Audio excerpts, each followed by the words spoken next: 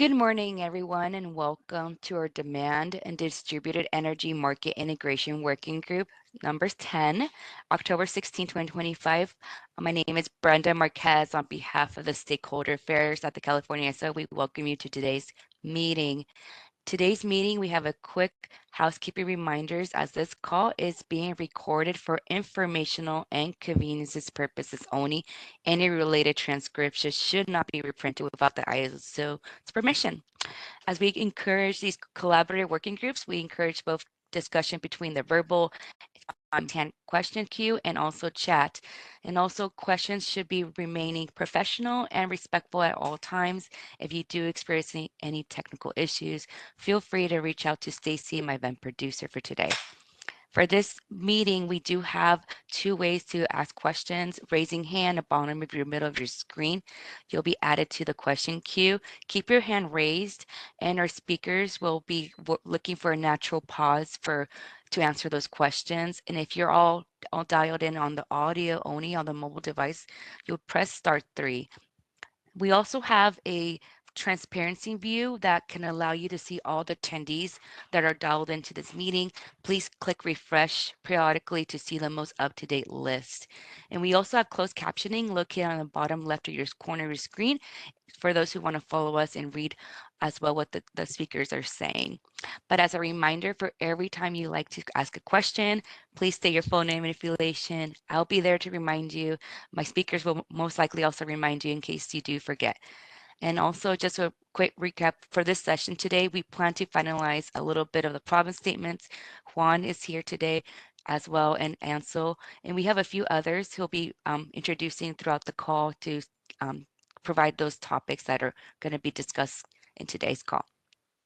In today's policy stakeholder process, we are still currently within the pre-development phase, and we are working towards the straw proposal. So during the working group phase, we are finalizing a few problem statements in today's and outlining regulatory policy and implementation considerations for each of this assessments intended for the scoping conversation for future development in this demand and distributed energy and market integration. I'll go ahead and introduce Juan. He'll kind of go over a little bit on today's outline of the agenda, and also Ansel will be kind of covering the next part of the meeting too. But I'll go ahead and introduce Juan, and he can take over from here. Thank you. Thanks, Brenda. And yeah, you did a good job outlining much of this agenda here. Let's just go to the next slide real quick, and we'll go into the progress to date. So as Brenda mentioned, this is the culmination of a lot of stakeholder involvement and effort. So really do appreciate all of your engagement throughout this process. We did have a very broad topic. We had to break this up into 5 different themes, and we've together worked our way through all of those to identify the challenge areas. And today we're finally going towards this assessment step, which Ansel and the team will be providing here, following the confirmation of a couple of problem statements from the last session, and then we will be going into the next steps for the working group as a whole. So can we please go to the next slide?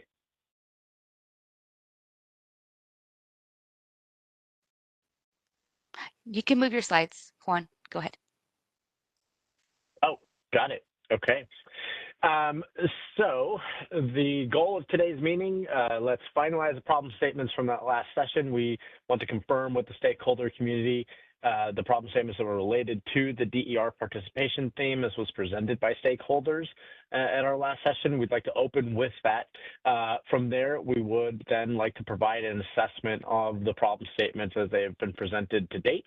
The ISO team is going to outline through the lens of regulatory, policy, and implementation considerations for each problem statement that's been captured. And again, as Brenda mentioned, this assessment is intended to support the scope and conversation for future policy development. And then we will hand it over for an overview of the next steps. So in essence, we have always previewed what is our next working group session. We are at a kind of transitionary point here with the working group. So we will provide an overview of what are the next steps for the DDEMI working group, where stakeholders will have an opportunity to provide some final feedback, and then what the policy development effort is going to look like.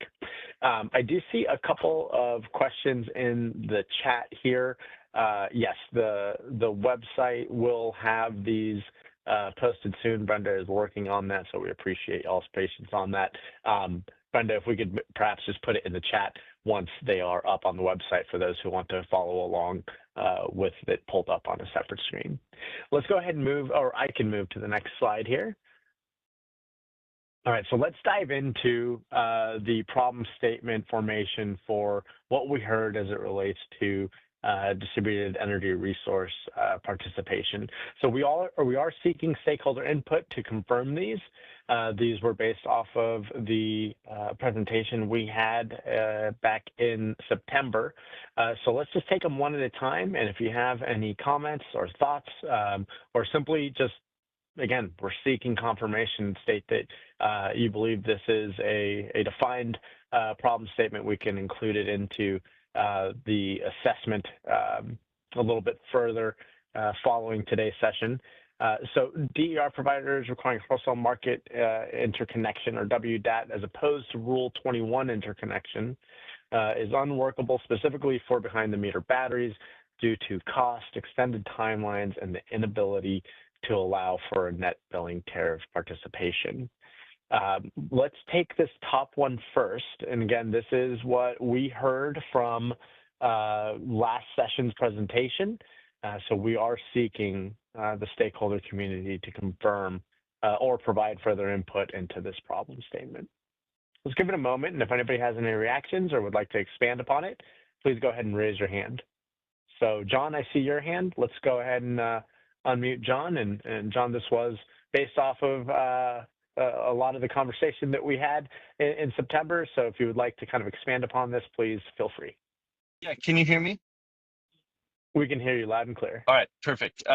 Yeah, I want to say I think you captured it really well from our perspective. The way you phrased it, I think that is inclusive of everything we would want to have in that problem statement. So appreciate it. Okay, very good. Thank you, John. Let's give it another moment to see if there are any other thoughts, or let me actually just specifically call out if you guys would like to, any further input, or can we confirm this as a problem statement within the working group? Heard from John that he feels this captured the challenge area that they identified in the last session. I'm just going to lean into the silence for a second. And if not, we can go ahead and move on to our next problem statement here. All right, very good. Let's go ahead and go to the next problem statement, which is that current model does not allow for NEM or NBT resources to participate, and because most behind the meter batteries are interconnected through Rule 21 as NEM or NBT resources, they are ineligible to participate specifically in DER aggregations. So again, we are seeking stakeholder input to confirm this. This is based off of the presentation and what the ISO heard as a problem statement. So we do like to bring it forward to the conversation, but we are seeking input from stakeholders to confirm. So let's give this one a moment. Please feel free to raise your hand if you have any input, edits, or simply a confirmation that this is captured. So John, I see your hand again, and let's go ahead and unmute John again, please. Yep. Again, I think you've captured it well. Separate from the first issue, somewhat related, but I think you've wording everything's correct. So confirming that it's good on our end. Okay, I appreciate that, John. Let's give it again another moment. I think you guys did a good job of outlining the challenge areas in the presentation last time, so I'm glad to hear that the ISO team has heard your problem statement correctly. Let's give it a moment and see if there are any other reactions. And if not, we will move forward. We do have in essence 6 problem statements from that last presentation. So I'm not seeing any hands, but I'm just gonna pause and we'll give it a sec.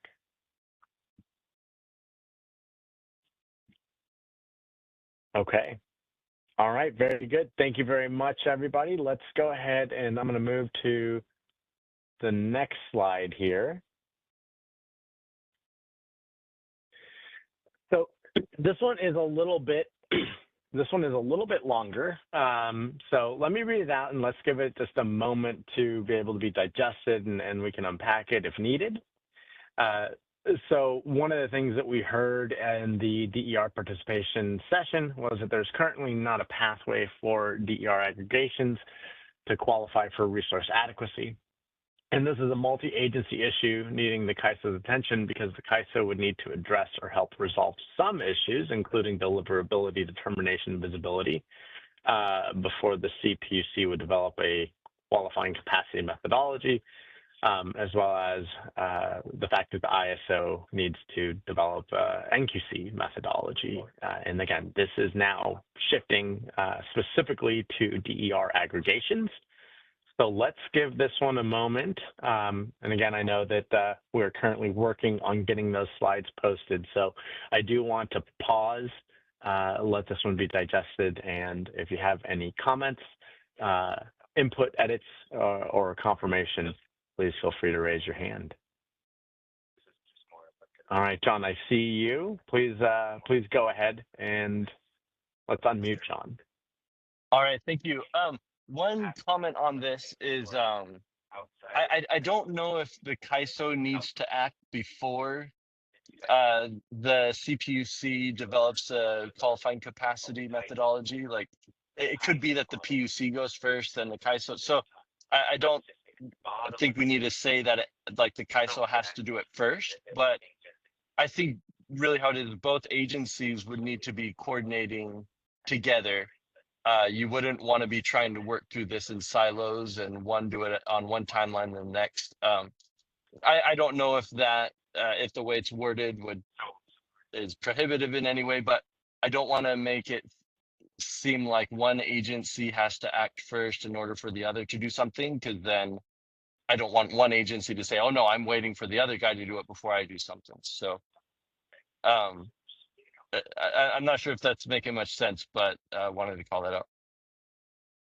John, I think that's a great point. And, you know, one of the things I appreciate that. I think it's a very good point, a very fair point. I think it goes into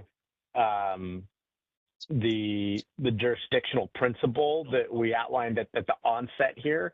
And so with that in mind, I think that sequencing is not necessarily being prescriptive here.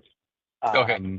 But the challenge area, I think what we'll do is we'll take that back, and I think if the heart of the issue is captured here, we can come back with maybe some clearer language that outlines that sequencing is not a dependency. Yeah. And just, John, again, really quickly, if you wouldn't mind, for those who maybe were not on the last session, just as a reminder, just you know, name and affiliation, sir. Oh yes, sorry. John Hart with CALSA, the policy director for CALSA, the California Solar and Storage Association. I appreciate that, John, and that's on me. Brenda even reminded me to remind you, and I let that go for I think 3 comments. Sorry so about that.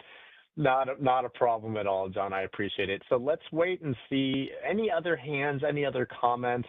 You know, right now, we are capturing kind of the heart of the issue, but we could have some clarity around sequencing. I see Steve Campbell's hand up. Let's go ahead and unmute Steve, please.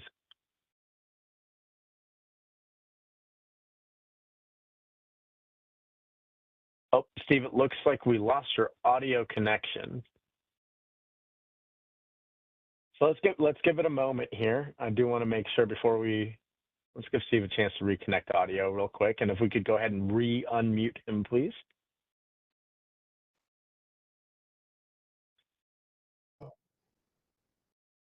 Sorry about that, everybody. Steve Campbell, Peninsula Clean Energy. Quick question following up on John's point here. My understanding is the 3 agencies involved here having a joint MOU on planning. is this something that would have to be brought to the CEC, CPUC, and CAISO in that joint planning meeting? I'm not sure if it's monthly or quarterly, just to get to John's point of de-siloing.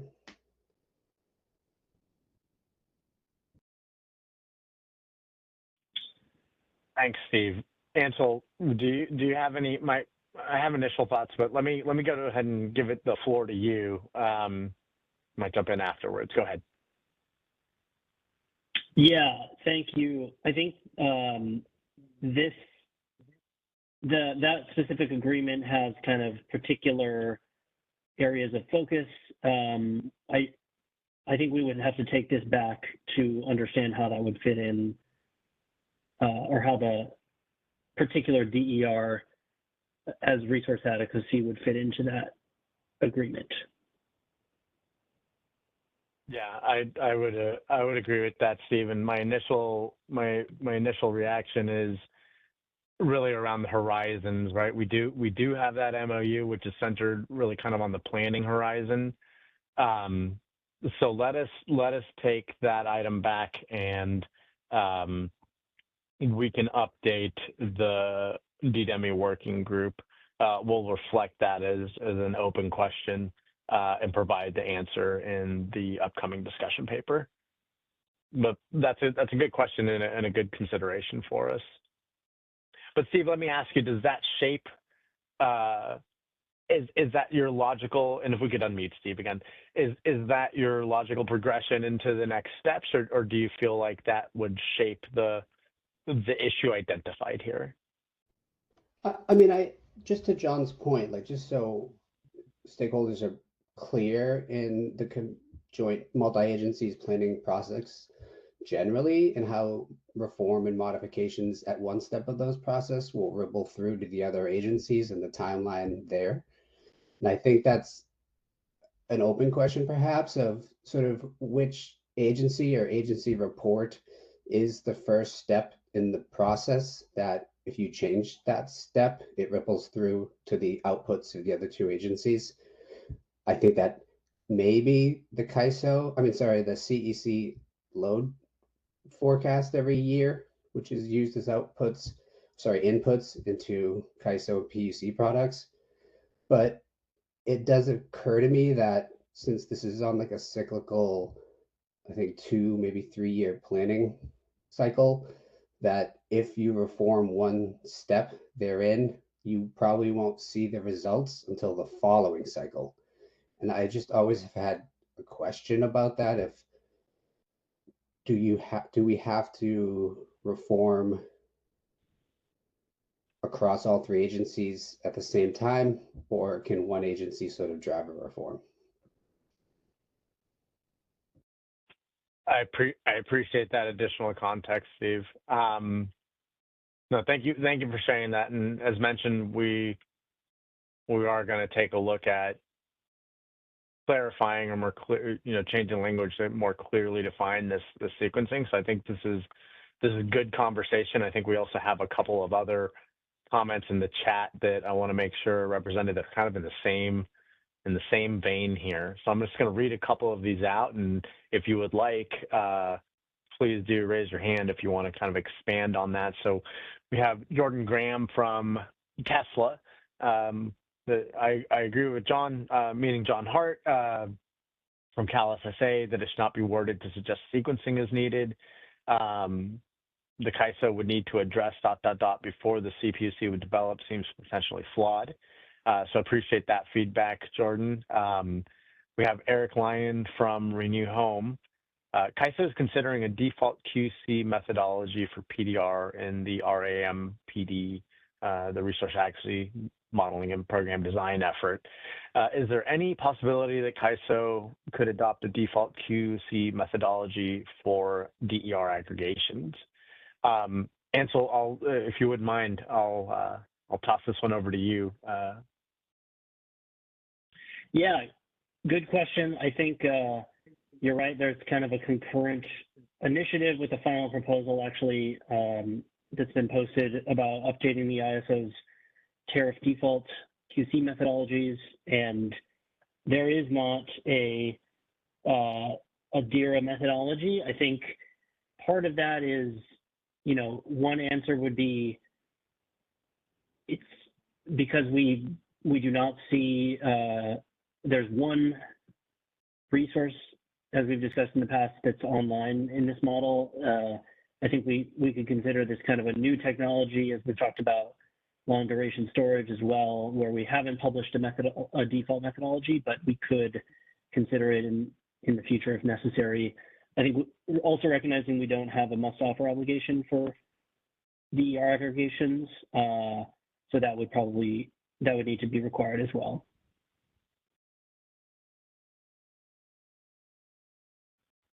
Thank you, Ansel. I'm not seeing anything else in the chat, but good conversation there. We'll definitely take this item back here around the sequencing and the collaboration that would potentially take place across the two agencies in the ISO.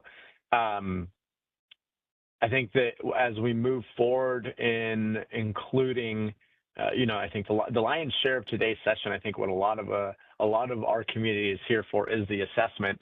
So as we move forward with some of these problem statements and reflect that into assessment, I think we can capture that within the regulatory considerations for this problem statement. So I appreciate everybody's thoughts and a good conversation there. We'll definitely refine this one a little bit.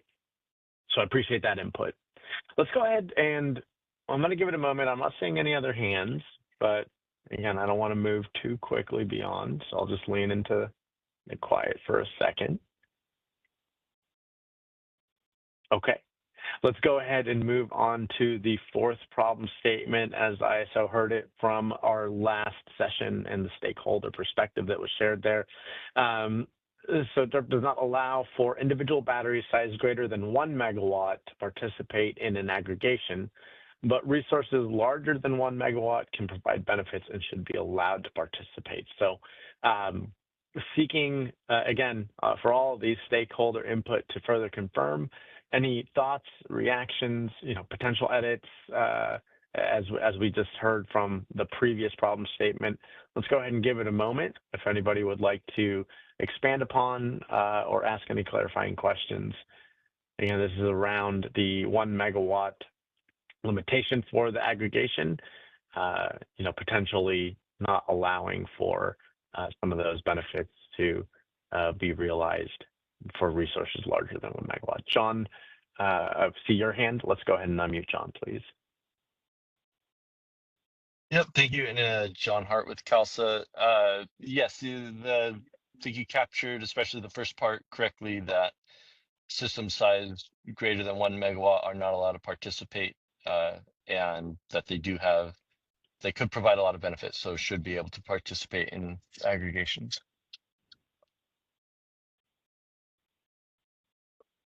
Thank you, John. And let's leave, in essence, the line open here to see if we have any other questions or thoughts on this challenge area that's been identified.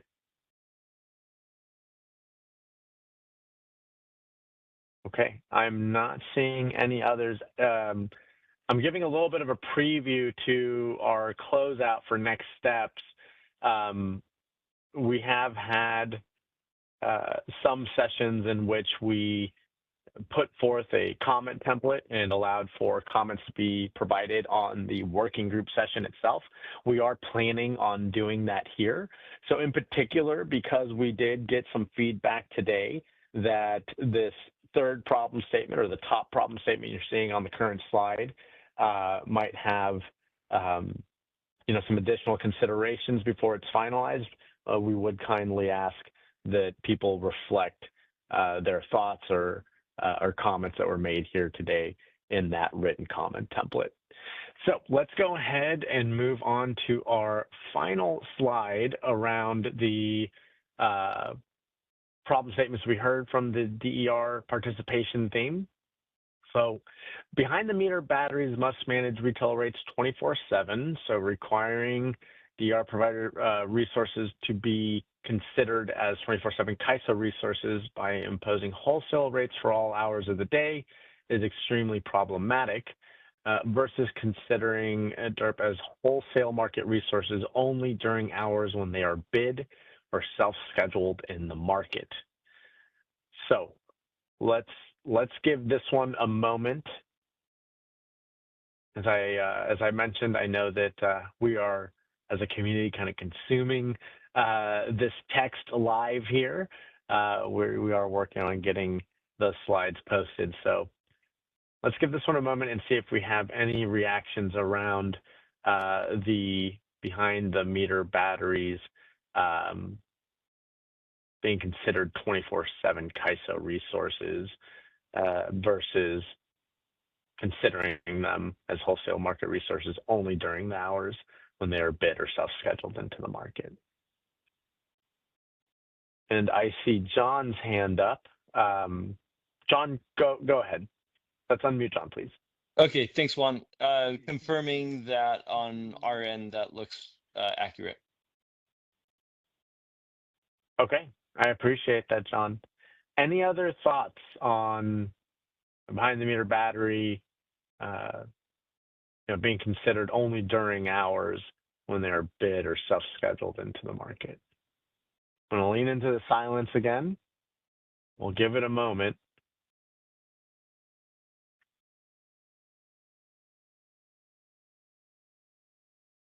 Okay, I'm not seeing any further hands, or Brenda, do we see any other comments in the chat right now? I don't see any more comments in the chat right now. Okay, thank you very much. All right. So the final problem statement, as the ISO heard it, and we are seeking this community's confirmation from our last session, is where separate resources at a single site participate in separate aggregations, such as a battery participating in a DER aggregation, while the whole home is using a smart thermostat and heat pump participating in PDR as kind of the case example here. Utilities may be concerned that the battery operation for DER aggregation participation impacts the other programs. So we've touched a little bit on this concept in the PEM discussions. I think what we're identifying here is specifically within the DER aggregation model.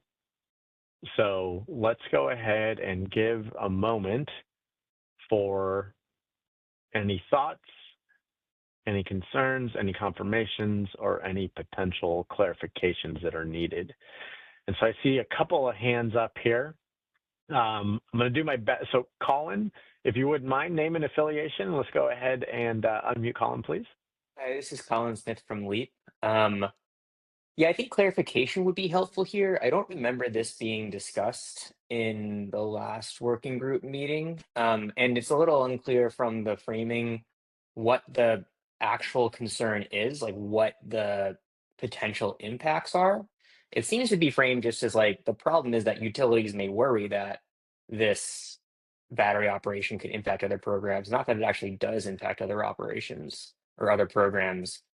And so is it possible just to, I don't know if any utilities are here on the call to speak up about what these concerns are, if they have these concerns, but otherwise I think that this problem statement, I'm not entirely sure what it's trying to approach here.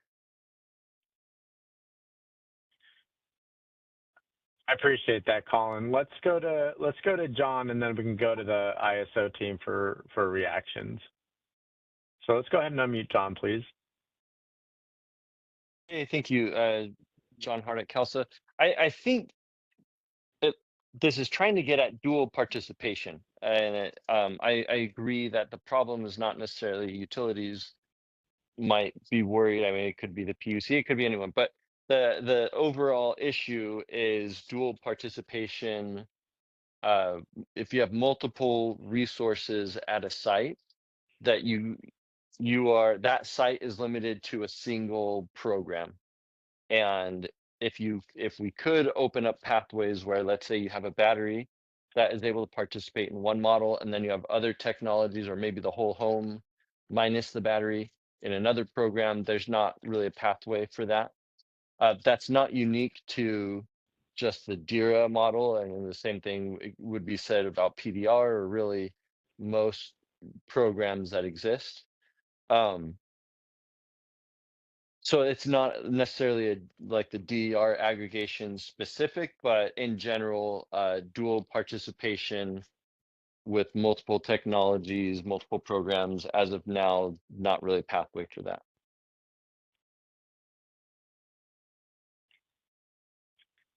Colin, I want to request you raise your hand again, or maybe put in the chat if that helped or addresses your clarification you're seeking here. Let's go ahead and unmute Colin, please.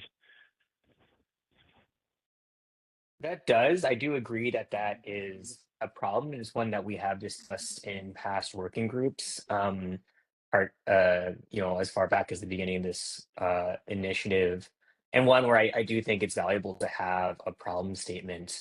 If that is what this problem statement is trying to get at, though, I would suggest some substantial revisions. On the in line with what John said, this is not unique to like DIRA and PDR resources conflicting. If you have a battery participating in PDR and a thermostat participating in PDR, this conflict still exists, and you can't enroll both separately. So I would recommend making it more general. I would recommend specifically referencing that the meter level registration or enrollment requirement is the source of this problem, because ultimately, that is what is creating the potential for enrollment conflicts for specific resources.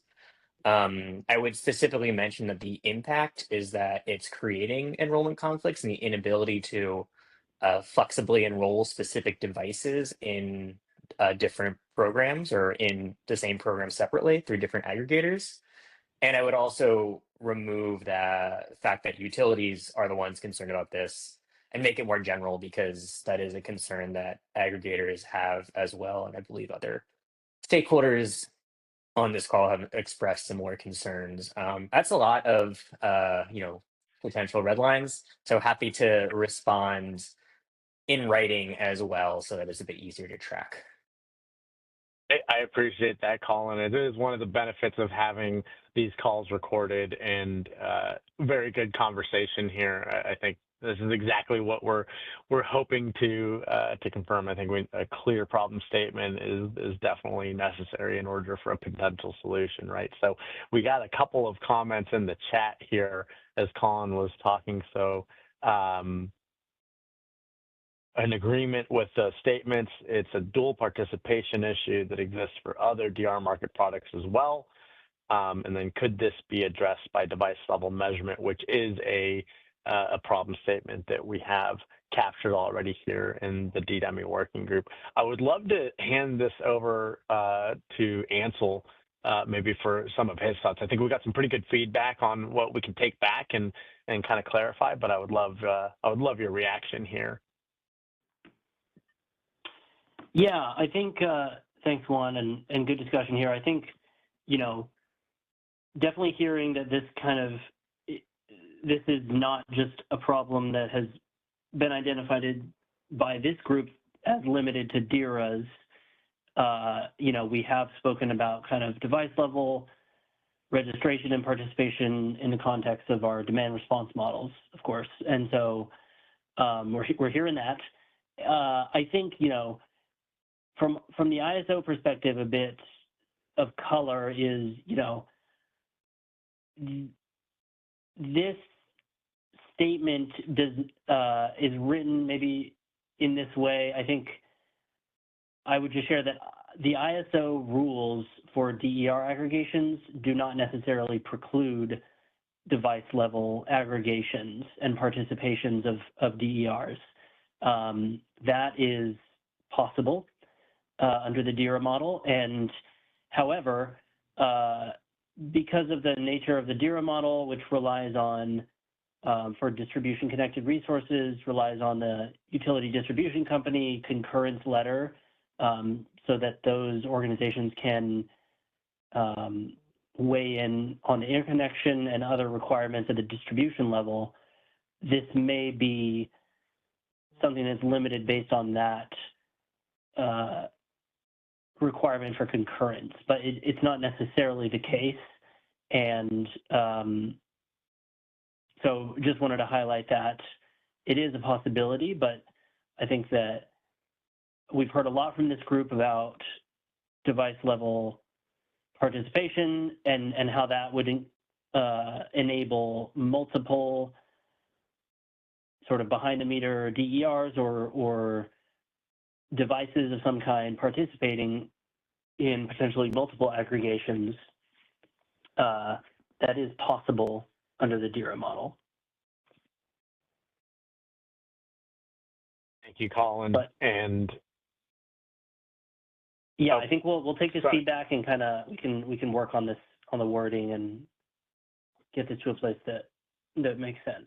So absolutely. Sorry about that, Ansel. Didn't mean to step on you there. I appreciate that clarification. No. So, Colin, I appreciate the initial thoughts. We do have quite a bit of reaction that's also in alignment there.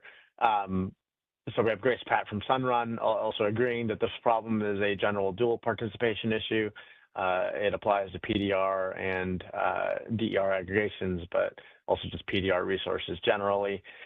We do have a comment from Jordan from MCE. I think the statement needs the same lens as the QC qualifying statement with respect to CPUC rules and action items versus the CAISO, noting that the CPUC has scoped this into the new DR proceeding. I appreciate you raising that there, Jordan, and definitely we will, with jurisdiction as one of our guiding principles, view it through that lens. So let's see. Do we have any other comments in the chat here, Brenda? I think, did you see the comment? Oh, yeah, you did. For Grace, got that there. Yes. And then the slides are posted now also. Thank you for that heads up, Brenda. So everybody, if you would take a look at your chat, Brenda has put the link to the slides so you can follow along. We appreciate your patience there. So this is a quick recap. We need a reworking of this dual participation problem statement. I'm going to go back a couple of slides, or really just this one slide. We're going to add some additional clarity around the top problem statement here as far as qualifying for resource adequacy. Great discussion from the community. Again, I really appreciate it. Our next topic, or our next slide here, this is kind of our transition into the initial draft ISO assessment of the problem statements. I'm going to give the floor over to Ansel. Before I do, Ansel, if you could just indulge me for a second. I alluded to this at the beginning of this working group. This has been personally quite a fun working group. It's been very broad. We've had great engagement, a lot of discussion.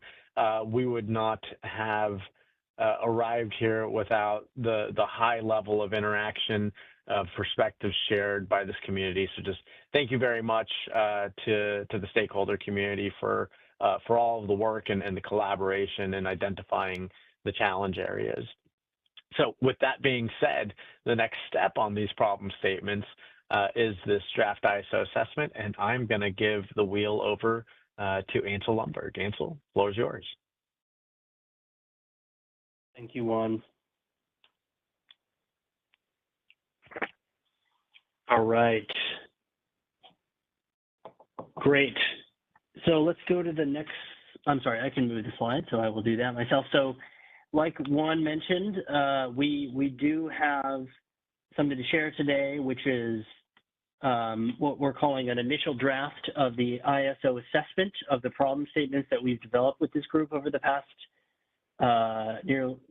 since February.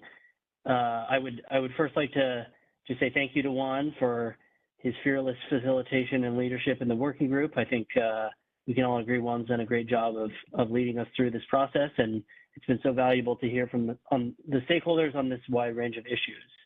And Juan will have a nice next step slide at the end of our meeting, as was mentioned in the agenda. So please, that will help you get a sense of the bigger picture of where we're going from here. But before we touch on that, I can walk through this initial draft of our assessment. So some background here. You know, we have obviously spent quite a bit of time talking about problem statements from the stakeholder perspective, and in the context of DER and distributed energy resources and market participation and integration at the ISO. And so we have covered a lot of ground, and we've, you know, along the way, I think the ISO has provided obviously facilitation, but also some kind of education and level setting information throughout the working group this year to help folks get on the same page and make sure we're up on the latest of our market design and integration landscape at the ISO. So, but you know, perhaps the working group hasn't heard a lot from the ISO as far as kind of our thoughts on these problem statements. I think we have provided some color and some of our perspective. So what we're doing with this assessment is trying to give stakeholders a better sense of where we are on some of these problem statements from an initial perspective. So that's the purpose of this assessment, is that kind of initial evaluation from the ISO perspective of what solutions to this long list of problem statements might entail. And so I'll talk a little bit about how we addressed each of the problem statements. But before we do that, I think that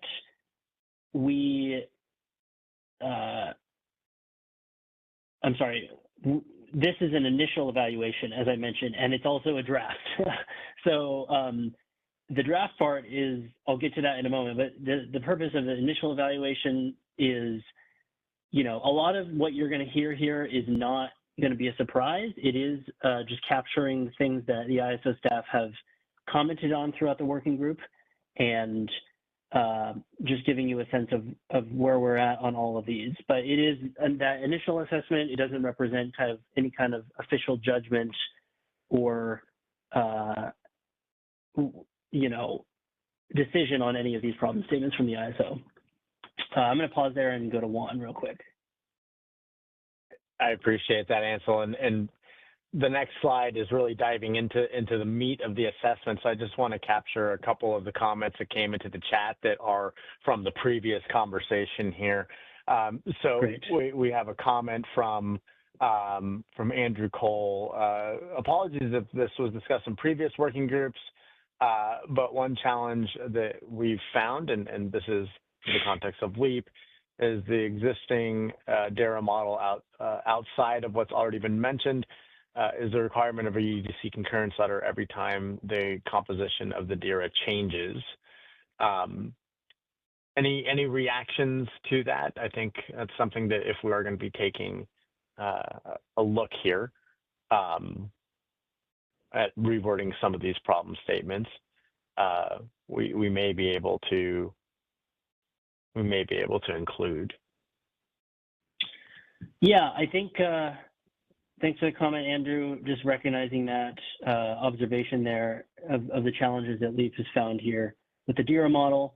I might defer to Jill here. Jill, if you're willing to hop in, if you want to add any color on this.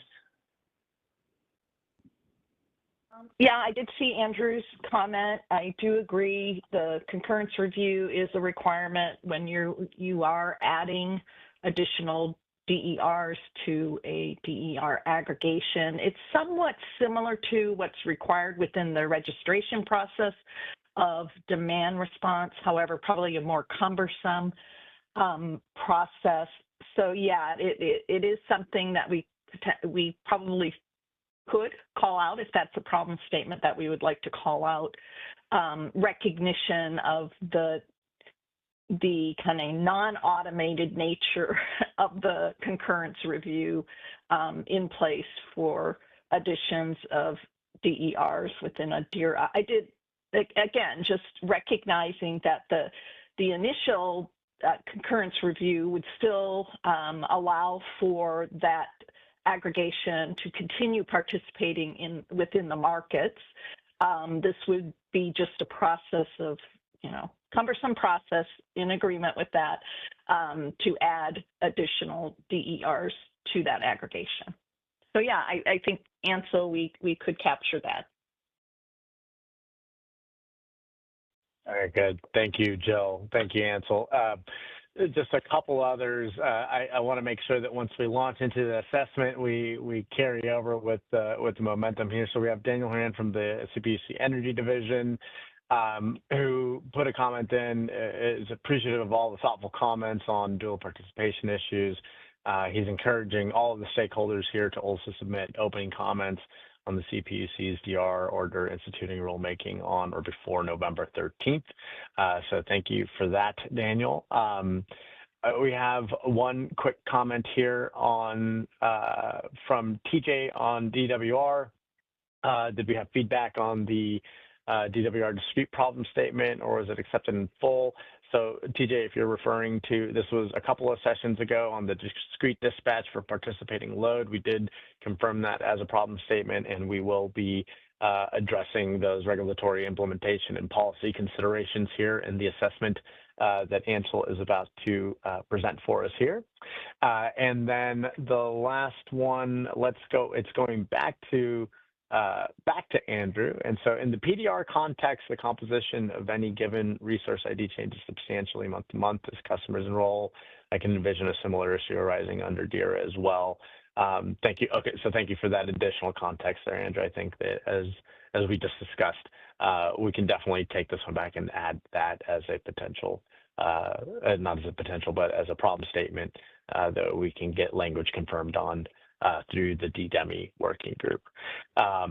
Let's give it a moment here. Looks like we have Chris from CEER. I believe this is in relation to the newly proposed problem statement that Andrew just put forth and we just discussed about. I would support the addition of this statement to the DERA problem statements. I believe that we need to make the aggregation formation and subsequent adjustments as fluid and flexible as possible. Again, to my earlier point, we've had great conversation from this community. Thank you for that. We will definitely, we will draft a problem statement up that reflects this conversation, and we can include that one into the DER participation theme. Very good. Ansel, my apologies. No other comments in the chat. Let's go ahead and give the floor to you, and let's dive into this assessment. No problem. Yeah, good to get those comments in on the DER aggregation problem statement discussion. So as I was describing this kind of initial draft assessment, so you're going to see this is kind of our reactions to the problem statements, and just to get all of that in one place. But this is, again, considered a draft. So once we finalize this, based on comments that we will receive, it will accompany the final discussion paper that comes out of the working group, perhaps as an appendix or just integrated into the paper somehow. But there will be a chance to get comments, written comments on this assessment if necessary, or if organizations would like to submit those comments. And then, of course, we will have the final comment period on the discussion paper as well, because I believe we have not posted a version of that since earlier this summer. So you will also notice that we do not have an assessment of the DER aggregation problem statements because we were just reviewing those this morning to finalize those. So the assessment will include those problem statements as well once it's worked into working group, or I'm sorry, into the discussion paper. So let me now talk about kind of the format of the assessment. Before we go to the next slide, I'm just a note that, you know, because this is a preliminary kind of a snapshot of our evaluation of the potential solutions to these problem statements in general, and we flagged this on a couple of the problem statements, but overall there will be a need to, I think, further explore the benefits or impacts of solutions to any of these problem statements, noting that, you know, this is a normal part of our policy development process, and generally we will have to kind of understand the bang for the buck of some of these, of whatever a solution might look like to some of these problem statements. So that is kind of an overarching comment. And so let's talk about what the assessment format looks like here. So what we're going to do is walk through each of the problem statements that the working group has finalized, and I will be commenting kind of from the ISO perspective on 3 areas. One is policy development opportunities and challenges. So that is, you know, the market policy development challenges and opportunities that we observe that might accompany the potential solutions to each of these problem statements. So we thought to ourselves, what would, you know, a policy initiative look like that might address this issue or this problem statement, and what are some,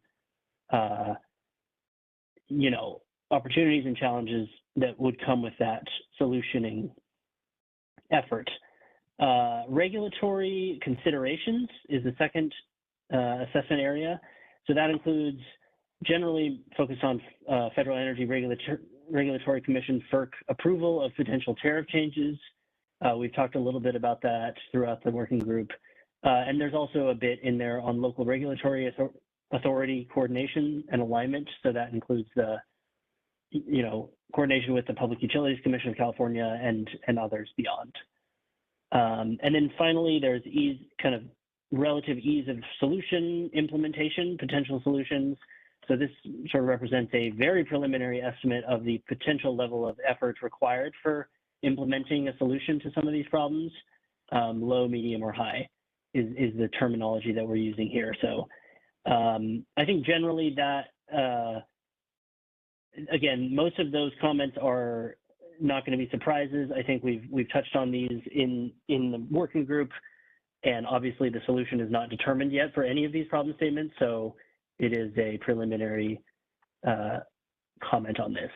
And finally, just at the bottom there, I have a note that says no comment. You might see that in some of these assessment areas. We don't have,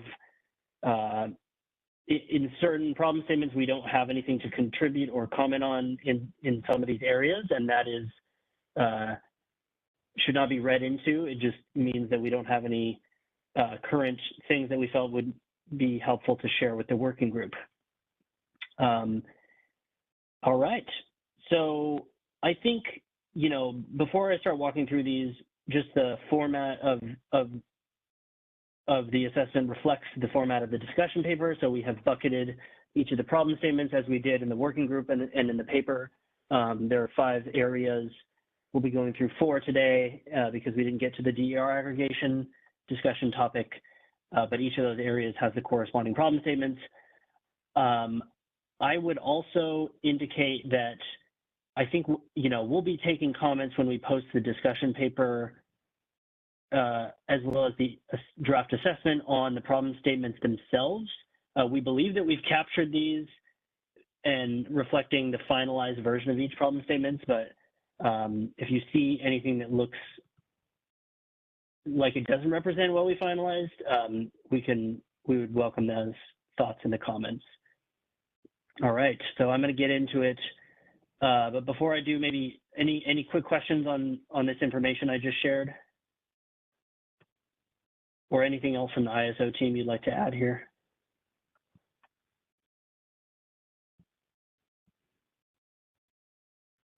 All right, excellent.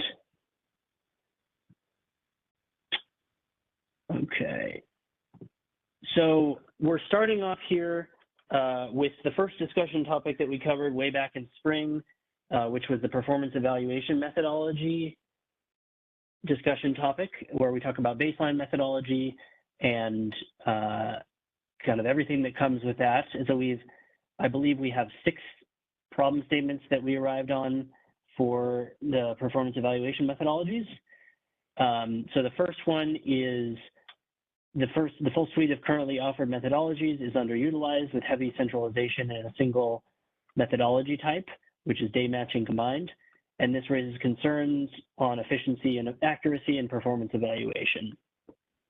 So on the policy development front, just indicating that, it may be straightforward to remove underutilized performance evaluation methodologies if that's the direction that we want to take this problem statement.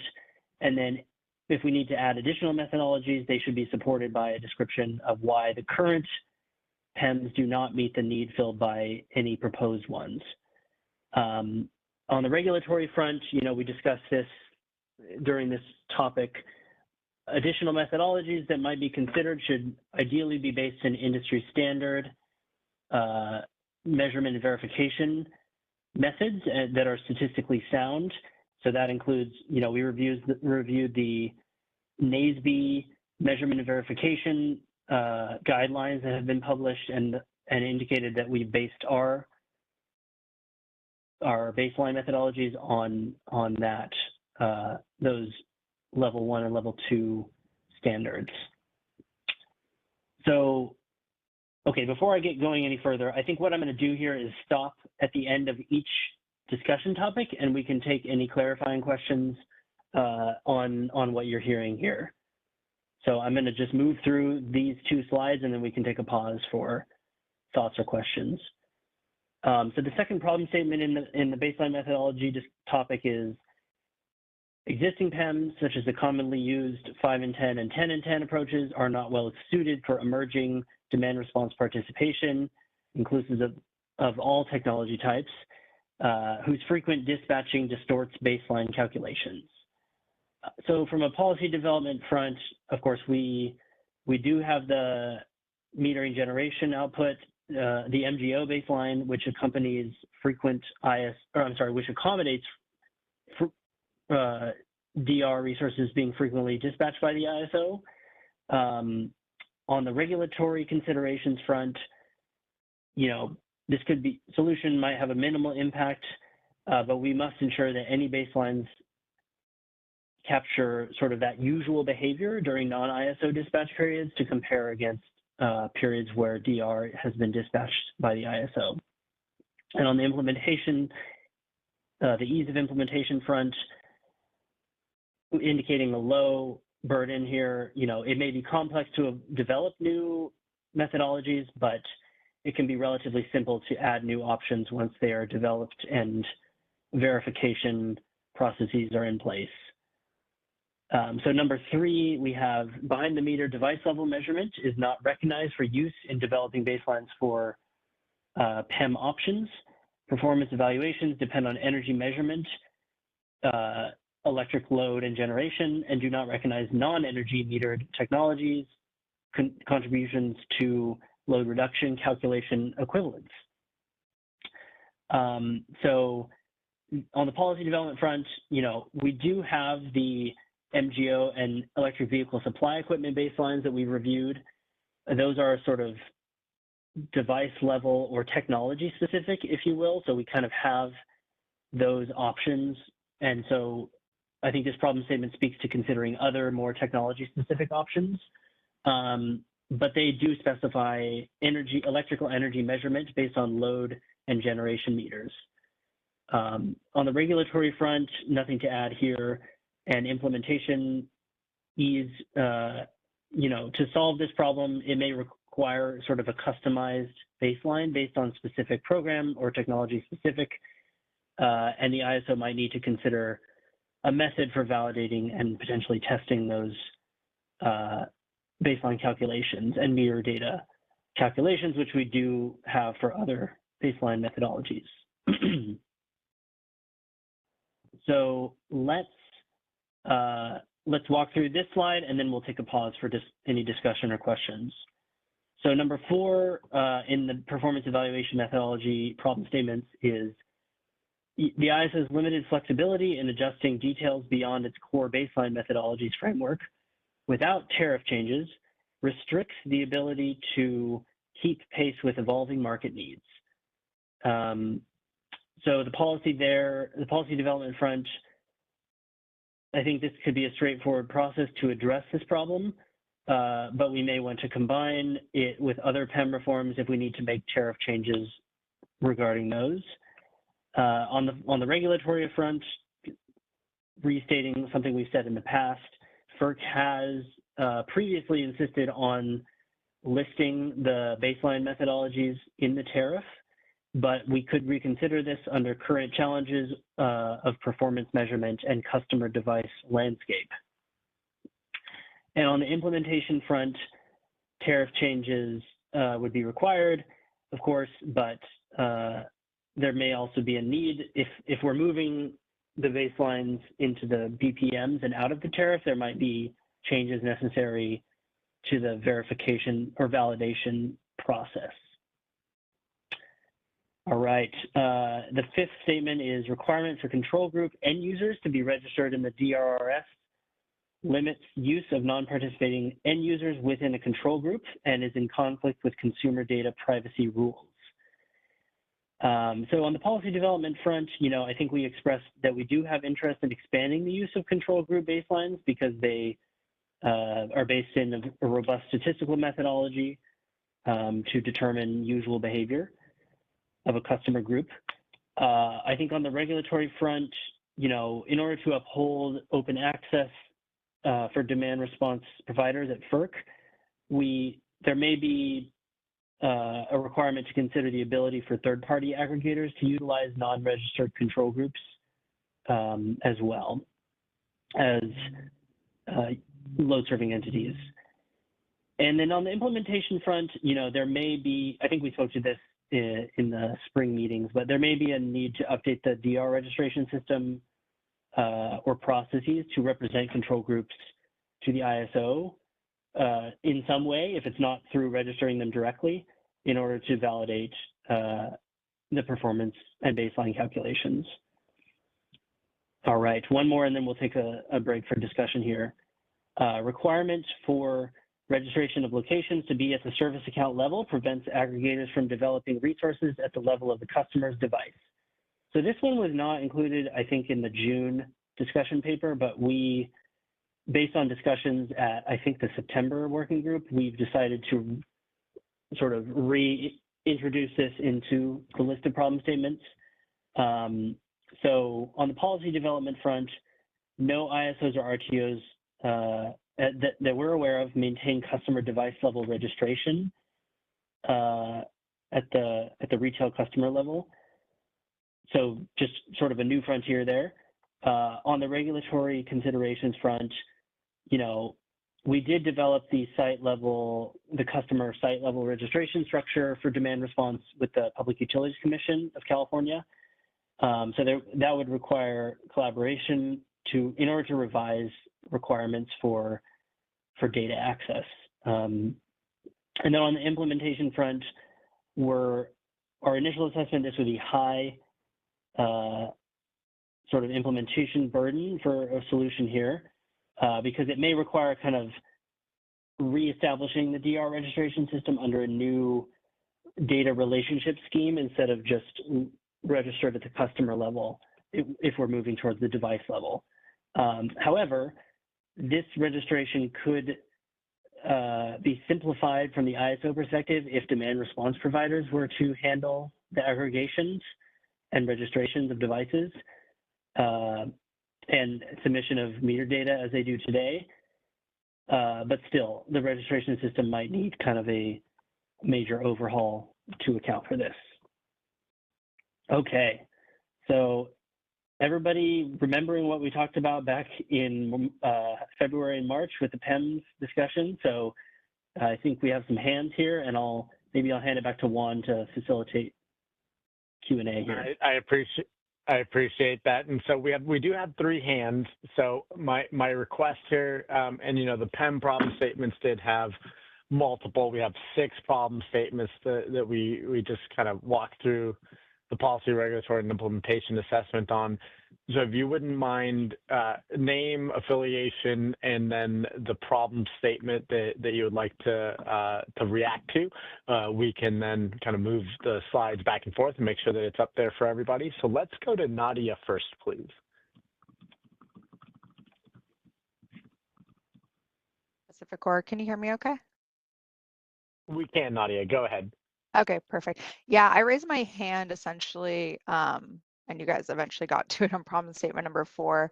But yeah, just wanted to react there. And PacifiCorp, in the past has definitely endorsed if there's a way for us to get the baselines out of the tariff, or maybe there's a place where we can meet in the middle, having maybe like the day matching in the tariff, but then maybe have more context within the BPM process that maybe that can hit kind of both marks so that we could get more, more baselines at a quicker rate rather than doing tariff changes. So I just kind of wanted to put our 2 cents out there for the CAISO, but appreciate the discussion so far. Thank you.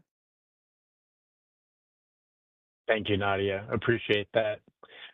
Okay, again, if you would mind, name, affiliation, and the problem statement. Let's go to Colin next. Thanks, Juan and Ansel. This is Colin from LEAP. First, real quick, I appreciate you including the 6th problem statement about the site level versus device level registrations. Recognize it's not necessarily a light lift, but I think we just saw from discussion in the first part of this working group that it's a pretty important problem statement to have included. But I wanted to actually reference problem statement 3, which is a similar problem statement, but I think, the way it's worded obscures some aspects of what it's addressing. In my mind, this problem statement was really, it came out of a discussion about the value of device level measurements, and there are sort of 2 challenges that it's addressing. One is that device level measurement right now is restricted to EVs and batteries, which I think is captured in the sort of, the fact that it's load and generation or energy measurements. It doesn't allow things like smart thermostats to participate at the device level, which could also be valuable. But I think the other challenge here is a little bit similar to problem 6, which is that the even device level baselines like MGO and EVSE depend on measurement of load and generation at the site, and so requires site level registration, which is a problem because it shouldn't be necessary to register and receive meter level data to measure the response of a device level kind of actor like a battery or an EV. And the reason why that came up in discussion was around another problem that I don't think is adequately kind of fleshed out in problem statement 3 and might warrant its own problem statement, which is that currently, in order for devices or customers to enroll in PDR, the only way to authorize data sharing is via the utility share my data process, which precludes aggregators from using other data authorization methodologies that have been developed since share my data was put into place, which are more modernized and potentially more customer friendly. And so that inflexibility in how customers are able to authorize that their data be shared is, I think, could be developed as a separate problem statement. But I think it is connected to the device level measurement question because one of the challenges that I think problem statement 3 was trying to get at was that it doesn't make sense to have baselines that measure device level response to require meter level data to be shared. And I would welcome others on the call to weigh in on whether that is something that makes sense or is a problem statement or a problem that is felt in other parts of the industry or to other stakeholders.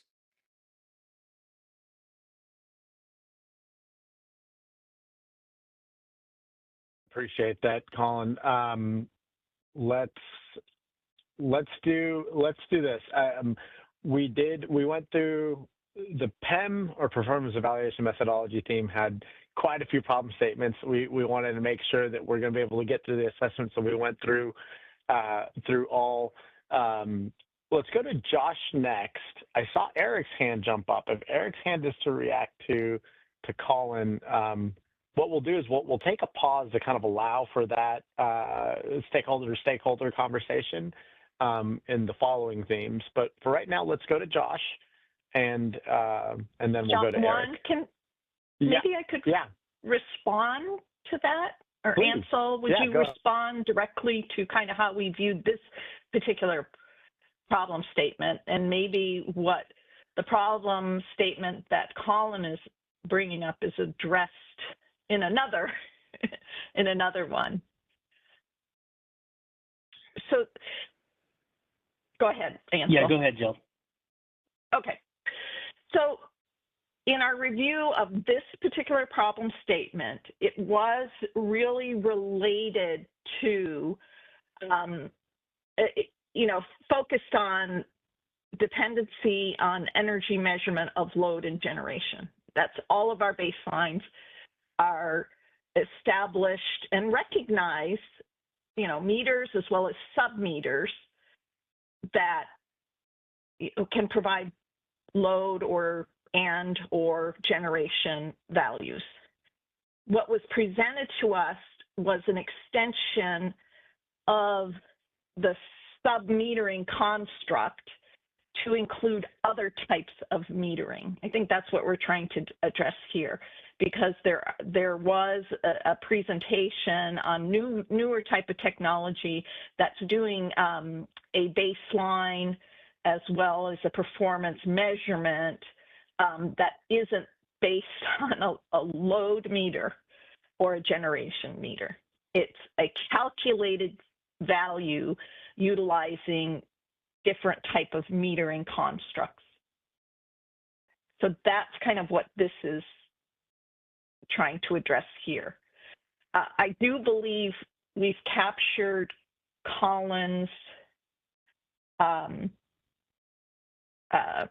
issue within another problem statement. I just don't know which one it is, Ansel.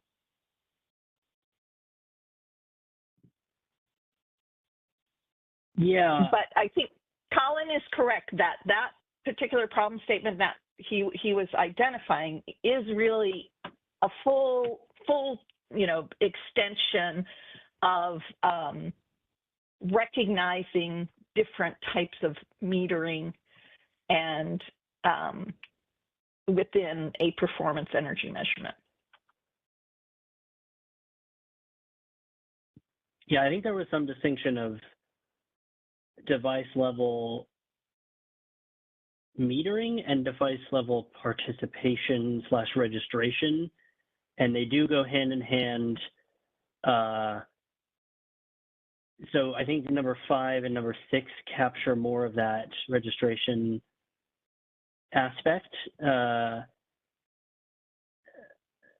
Obviously, there is this first sentence of number 3, which, like Jill said, I think is focused on this different kind of metering requirements and what was mentioned there. So, why don't we, Josh? I appreciate you putting it in the chat. Let's go to Eric first. But I do think that, and Colin, I would also, after Eric, welcome you to raise your hand. But I think in combination of, if we move to this is Eric the Lyon next from slide. New Home. Yeah, Eric, go ahead. Thank you. Yeah, I will take your bait, Colin. Though I'd also like to respond to problem statement number 5.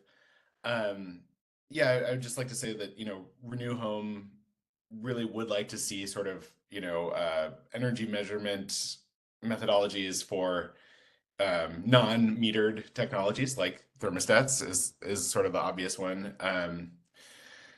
I think this also sort of relates, as Colin pointed out, to problem statement number 6, and I think that like we would also like to see different sort of resources be able to sort of coexist within a single service account, right? And so, you know, an example of this might be a thermostat and a battery, potentially controlled by different users, if there's or DR providers.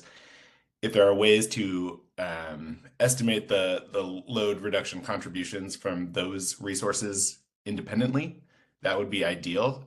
You could imagine reducing or, you know, netting out sort of a solar and storage output, charge and discharge profile from a whole home and being able to measure, say, the thermostat's load impact on the sort of resulting net load. So I think there's like a lot of, yeah, interrelated issues kind of going on here. Of course, the most streamlined pathway for us is to just roll a thermostat directly into the market. So if that's possible, we'd certainly like to explore that. I'll put my hand up again and respond to problem statement number 5 separately.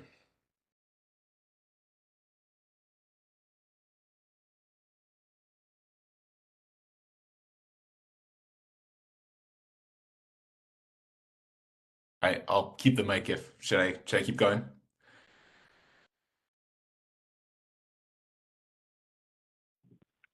Yeah, let's, well, okay, maybe we want to go to Josh Arnold, and then we can go back to Eric to talk on, to hit number 5. Thank you very much. Go ahead, Josh. Josh Arnold, GDS Associates. Can you guys hear me? Yes. Wonderful. We can. First off, thank you, Colin, Joe, and Eric for an interesting discussion there. I wanted to talk 2 items. The first is actually about problem statement 3, and I'd really like to thank Joe for clarifying how that problem statement is intended. I'm just thinking that it might, given the confusion that Colin raised and its dissociation between this statement and the other problem statements 5 and 6, it might be good to refine this problem a bit more precisely, to specify its intent to deal with these non-energy metered or emerging technology processes. And the other thing I was wondering is the CAISO considering the potential economic or market impact of these different problem statements? And as an example, problem statement 1, removing these underutilized methodologies, may be very easy from a policy, regulatory, and implementation process, but is there much benefit? And it might be so simple that the benefit is not relevant at all. But other of these problem statements, like problem statement 2 and 3, where we get these developments of new policy that allows broader, more active participation, there could be considerable economic and market benefit from these changes. You know, getting resources that can respond more frequently than, you know, using the 5 and 10 or the 10 and 10 approaches. That would give you guys a lot more DR process capacity available right there for regular dispatch, especially in the high load months. Just putting forward that question, if that's been considered at all. Yeah, it's a good question, Josh. I think big picture, and I kind of alluded to this in the intro, it has not, kind of that cost benefit calculation that you're talking about is not, we haven't worked that in. I think that will come, you know, as we get into the policy development phase, to following the working group to understand kind of, you know, what solution are we talking about, and is it worth it, if you will? And that's something we would want to discuss with stakeholders. So, yeah. Great, thank you, and thank you everyone for the discussion so far. This has been a really good one. So wanted to put that out there. Thanks, Josh. Yes. As well.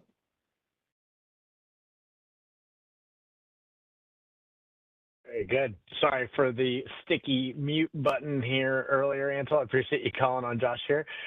Let's go to Kate next.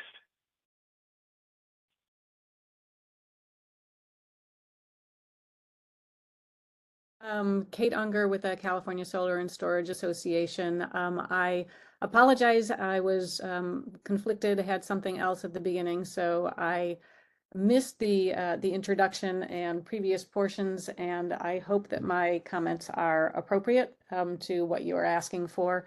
I wanted to comment briefly on problem statements 2 and 6. I'll start with 6 and essentially reiterate what others have already said, that we are very interested in allowing for multiple devices at a single customer premises to be able to participate in the market, potentially with different providers. So I think this working toward device level registration is pretty important, and appreciate the fact that the problem statement has been included. With respect to problem statement, I might have said 3, but I actually meant 2 if I did so. Problem statement 2, generally, I think, it refers to behind the meter batteries. It does not specifically call out the issue of the fact that the existing performance evaluation methodologies don't account for exports. We have been, obviously, CALSA has been talking about the need to account for exports throughout. We recognize that there are other problem statements for PDR that include that issue. I just want to make sure that to the extent that it needs to be called out for PEM specifically, that it is. And if it's not called out specifically, that it is still within scope of addressing changes to PEMs.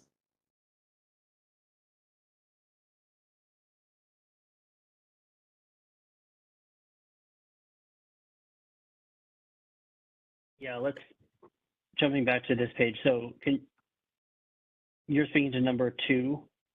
Yeah, so we previously have suggested that problem statement 2 should be changed. Not only do we think that referring to frequent dispatching distorting baseline calculations is not the best way to put this, we think that it's better to say frequent dispatching has proven difficult to account for using existing baseline calculations. But we had suggested also adding that existing PEMs fail to account for exports. And to call that out as something that needs to be addressed for PEMs. I see. Okay. Yeah, noting those comments, Kate, and I think, some of that is, we've had this back and forth of what is in which bucket, and, we have the economic DR bucket, and you're kind of speaking to this. So recognizing that you want to capture that particular element in a problem statement. So yeah, you can make a note of that. Our comments from July 11. Okay, thank you. Thanks. Thanks, Kate. Let's go back to Eric, and then John from Portland. I see you. Colin, we'll go to you next here. Thanks, Juan. This is Eric Line from Renew Home again. Just wanted to respond to problem statement number 5. Yeah, 5.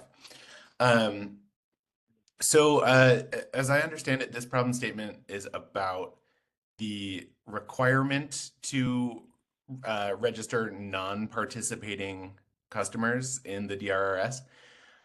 Our sort of problem is a little bit different. We would actually prefer to use actively registered members of, like active registrations in our control group. But we would like to be able to sort of communicate which of those customers we'd like to withhold from the dispatch and use those as the control group. Because in particular, we don't really have access to non-participant data. It's really difficult for us to sort of validate or like choose a bunch of non-participating customers that that reflect our customer base. So our preference is to enroll a bunch of users, and for any given dispatch randomly withhold a small subset of those. So we would like them to be registered in DRRS, but without but have them actually come from our participating population, as opposed to needing to get around these consumer data privacy rules for non-participants. Does that make sense? I can respond. Yeah. Yeah, Jill, go hi, ahead. Eric. Yeah, that is currently how our registration process works. The That is? control group, yes.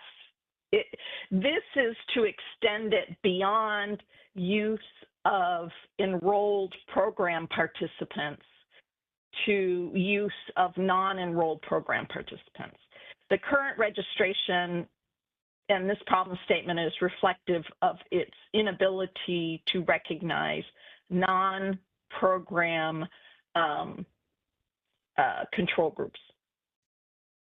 So Okay. the way that, yeah. This is good So to know. today, I'll have to look into this. you register all of your program participants, and then you can hold off a set of those to indicate that they will be within your control group and not responding to any dispatches.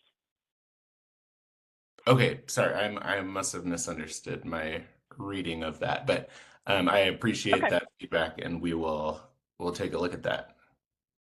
Yeah. Thank you, Eric. Thank you, Jill. Let's go ahead and go to John next. That's John Kitchen from PGE. Just commenting here on 4. So I was a little late. I don't think I caught that part. So are you guys saying that you're looking to maintain the tariff, or are you guys looking at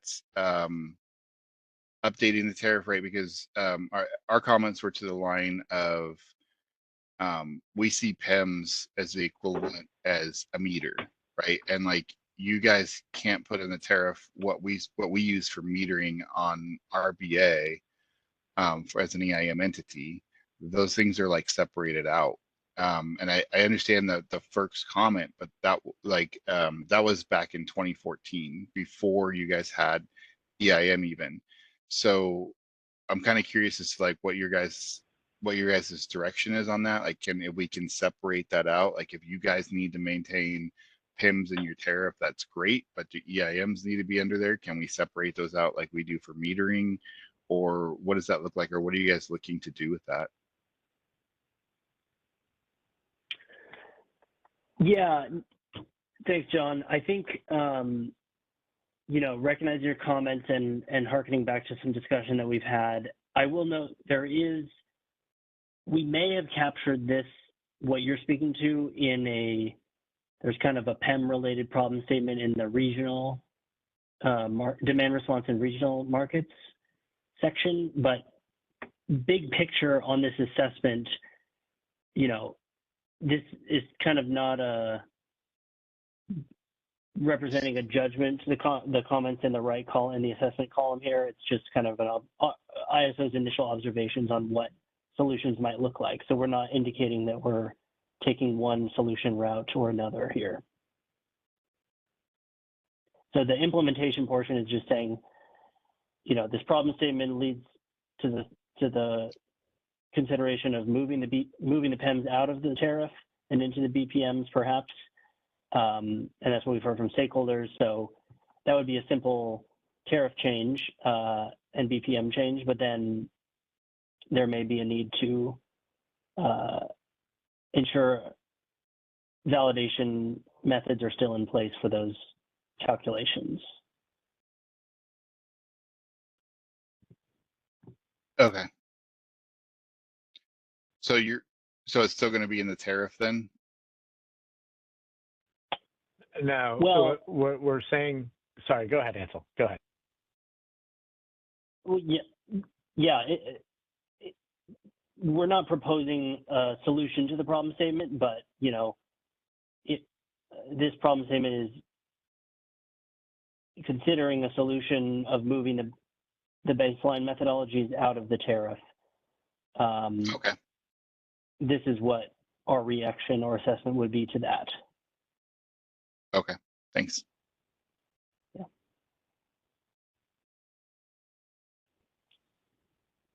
And then let's go to Colin next. And thank you, John, for the comments.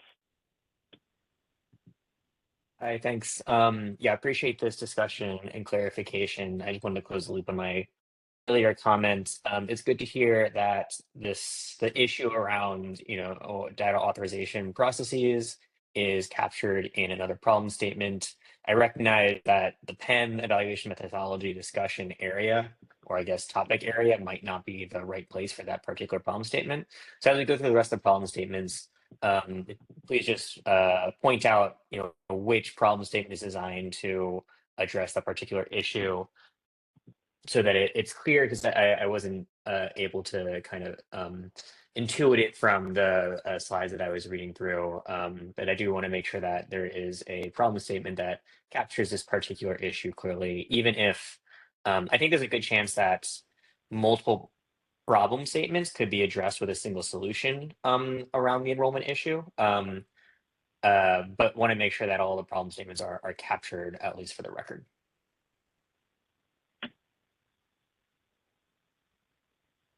Thank you, Colin. And I think you are right. When it comes to solutions, there could be potential solutions addressing multiple. So I appreciate that conversation. Again, this is in essence, these are previously confirmed problem statements and not solution driven, but simply the considerations that we need to view as we begin to explore those solutions. We'll do, I think it's noted, and we'll try to frame the issue that we heard that led to that problem statement to kind of help contextualize it. It's also not lost on me that the performance evaluation methodology conversation was, in the spring of this year. So this is a little bit of a throwback. So good feedback. And before, I don't see any other hands, Ansel, but we do have a comment in the chat here. Jordan, I'm gonna read your comment and we'll respond. I may ask you, if you don't mind, to raise your hand here. But Ansel, yeah, for number 6, MCE respectfully disagrees with the device level registration participation position stated thus far around problem statement number 6. We agree that DR participation in the CAISO markets is limited by utility meter data processes and latency, and that timely access to meter data is a barrier to utilizing other PEMs.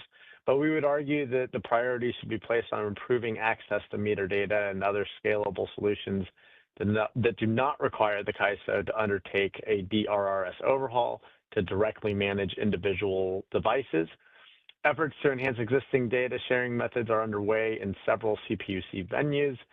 Similar to the QC methodology in dual participation issues, MCU would be in support of a problem statement that captures the barriers involving utility meter data while recognizing PUC efforts rather than the inclusion of problem statement number 6. Let's give that a moment and see if we have any reactions, I think either from the broader stakeholder community or from the ISO team.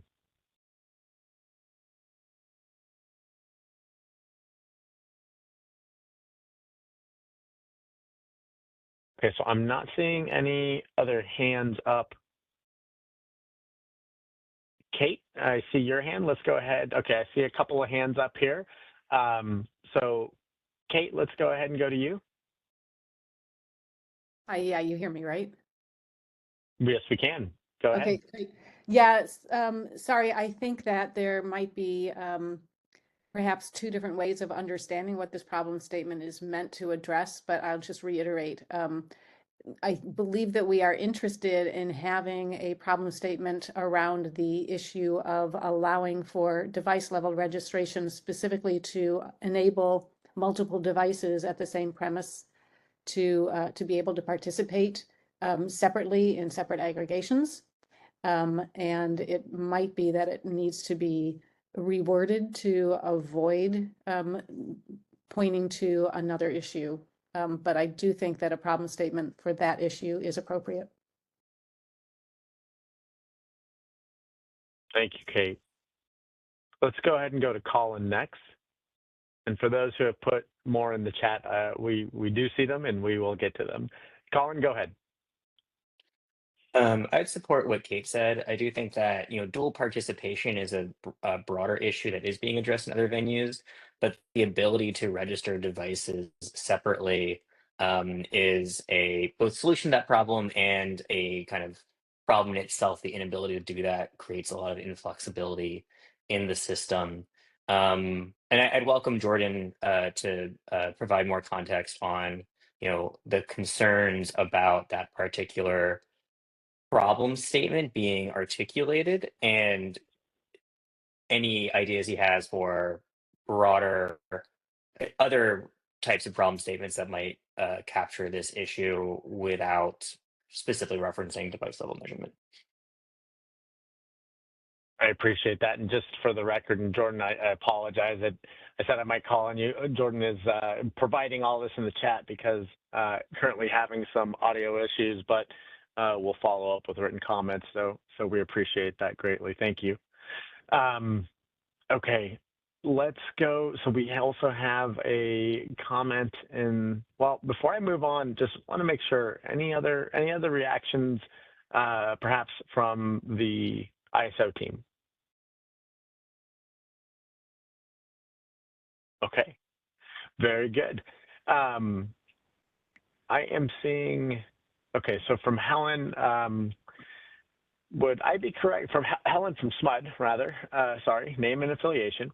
Would I be correct if my thinking is that the automation will address our issues highlighted for LFA, allowing base schedule and self-scheduling will solve the PEM issues we highlighted for a supply side solution?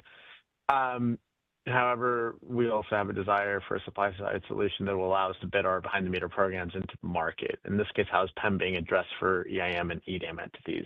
So I think you're absolutely correct. The question is this connects to the point John Kitchen was making. Yes, I think that goes back to what we have captured here in problem statement number 4. As it relates to the regional market model problem statements, that is something that we are going to take a little bit of a deeper dive into here a little bit later on into the assessment. But I would like to take a moment and open this up to the ISO team for a response.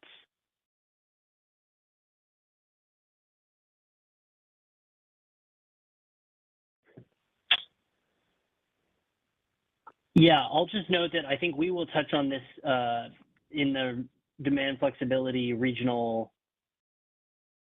markets problem statements list as well to some extent, Heather. So stay tuned in a few slides. Very good. Thank you.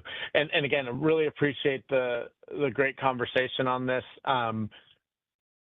You guys know I'm a huge fan of the stakeholder to stakeholder conversation. I think it's a very useful tool in working groups.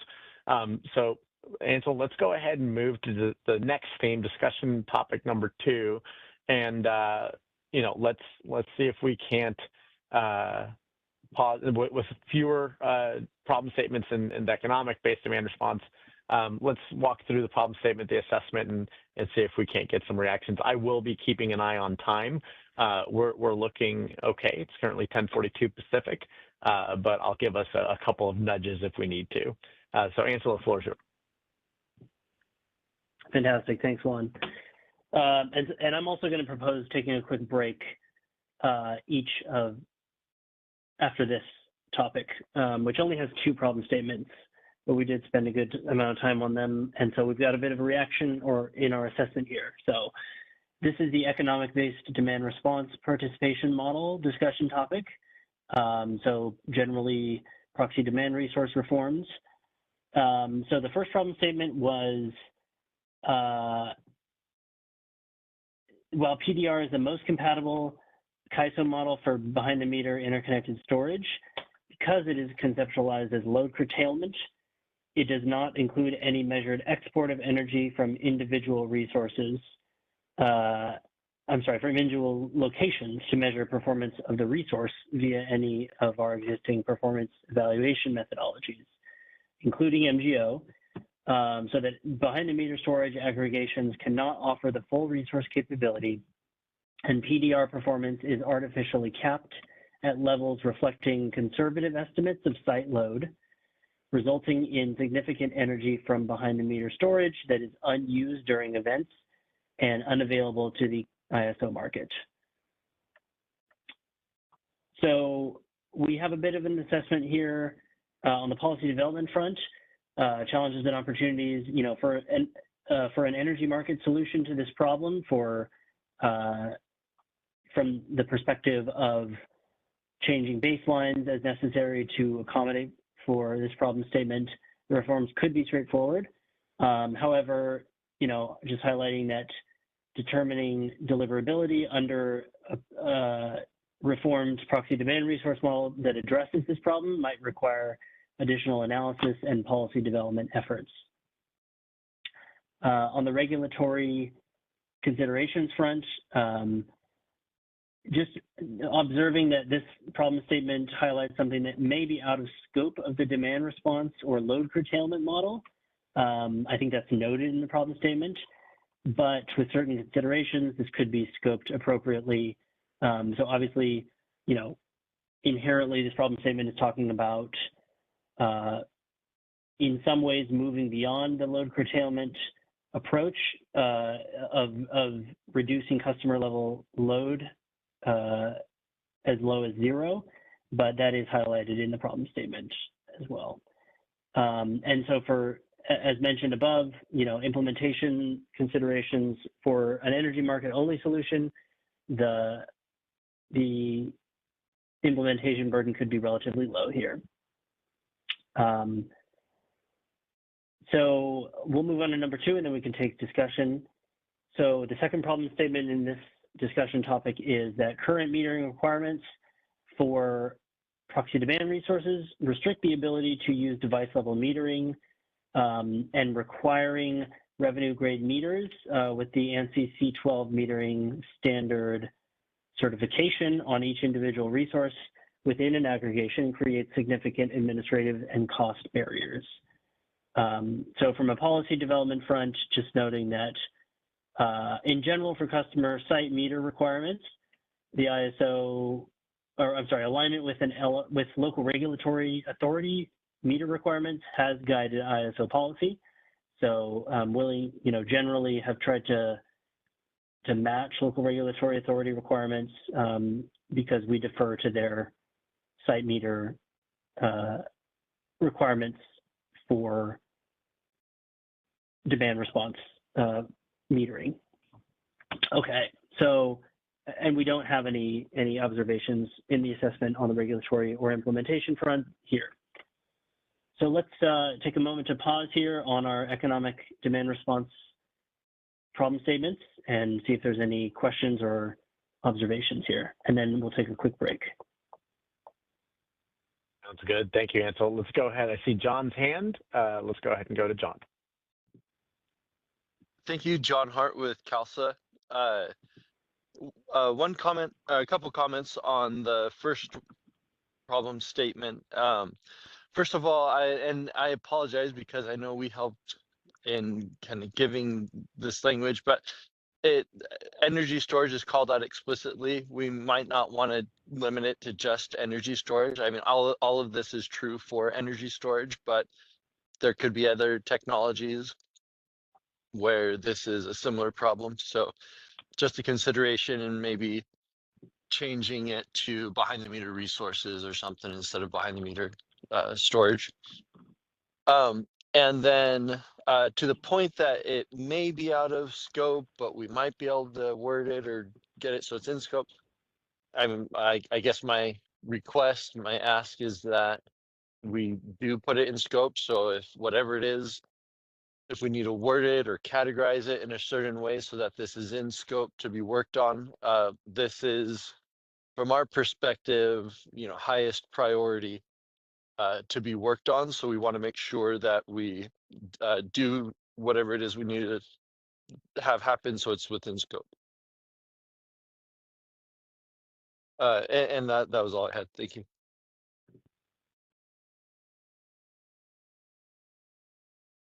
Thank you, John.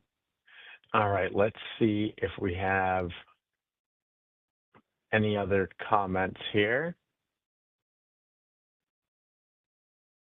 So we do from Jordan at MCE. MCE strongly supports these problem statements and will provide more written supportive comment highlighting our views on these PDR challenges. Thank you for that, Jordan, and we do again sincerely appreciate the follow-up to even verbal comments here in the written comments that will be provided following this this working group session. All right, giving it a moment, but I'm not seeing any other hands or any other items in the chat at this time. So Ansel, I think maybe this would be a good time for us to take 5, refill the coffee cup, refill the water. I can feel myself needing to clear my throat. So to the working group, thank you very much. We're going to take a short break here and we will come back for any additional comments that might come in on economic demand response. And if not, we will move on to our next theme. So thank you very much, and we will see everybody at 10:55. All right. Welcome back, everyone. Thank you. My throat appreciates it. Well, let's give it a moment for everybody to come back here. Before we move on to economic-based demand response, I think we, or move on from the economic-based demand response participation models, I think we have a couple of other comments here. Just really quickly, I would like to also note, Ansel, it seems like we have, looking at the attendee list, it seems like we have people who maybe joined post the beginning of this working group session. So maybe a reframe of the exercise that we're going through would be beneficial. I think just really quickly, from my perspective, I kind of cited some of the principles that we have that we form these problem statements through. So just as a quick reminder, we have the guiding principles, the working group confirmed. We're looking at efficiency, competition, feasibility, simplicity, reliability, and then the facilitation of states' public policies. So for efficiency, we're looking at market optimization, produce least cost results while maintaining reliability. We want to ensure that the market rules expand competition to the benefit of consumers and allow for flexible demand and smaller scale resources to participate, like conventional larger scale generators. On the feasibility, which is, shortly or somewhat included in the implementation assessment here, is operationally feasible. The market can solve within the prescribed timelines, and it's a feasible implementation. We were shooting for simplicity, market design elements to not be overly complicated. And then, of course, reliability and compliance standards are reflected in that design. And then we have the facilitation of state public policies. I think we have some really good conversation here looking at the problem statements, this left column. And so as a result of that, I wanted to make sure that we went through those guiding principles that we had. But Callie, I see your hand, and Colin, I see your chat in the, your comment rather in the chat. But for those who joined a little bit late, Ansel, let me toss it over to you, and then let's take some of these comments and hand raises on economic-based DR.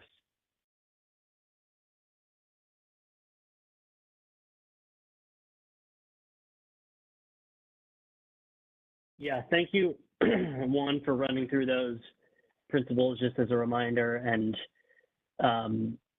yes, I think generally we, welcome thoughts on the problem statements. Those are essentially confirmed. I think I did sort of welcome comments on those at the beginning of the presentation here, but generally trying to see these as final problem statements. But we do want the working group to be able to have an artifact of comments in who is sort of in agreement with the problem statements and who might not be. So, but I'm interested in clarifying the ISO assessment portion on the right as well. So that so once we move to perhaps, I'm sorry, before we move to the next discussion topic, let's take some of those hands. Perfect. All right. So I'm going to take them in the order that I saw them come in, and I apologize. I did have to get a little bit of water here. So we have one in the chat from Colin. LEAP would also support making problem statement number 1 more generally focused on exporting resources rather than specifically storage. So this is, thank you for that, Colin. This is going back to the earlier comment on a potential refinement here of the problem statement language. I also see Callie's hand up, so let's go ahead and go to Callie, please. And then Kate, I see you. We'll go to you next. Can you hear me okay? We can. Great. I actually had a question on an issue that we raised earlier on in the stakeholder process, and I don't see it listed anywhere. It is related to PDR, so is this a good time to just kind of get tabs on it? Absolutely. Okay, great. So I think earlier on in this working group process, we raised the issue that PDR is the only resource type left that cannot bid above the soft offer cap under stress system conditions. And I know this was an issue that we raised, or that was known after the 2020 blackouts, and was something that the CAISOS kind of kept deferring because it was, you know, there was bigger fish to fry after the blackout events. And this was kind of the effort where we last heard it would be addressed. And I don't see it in your problem statements. And I was curious if there is a if there's an update on if and when the CAISO is planning on addressing that one.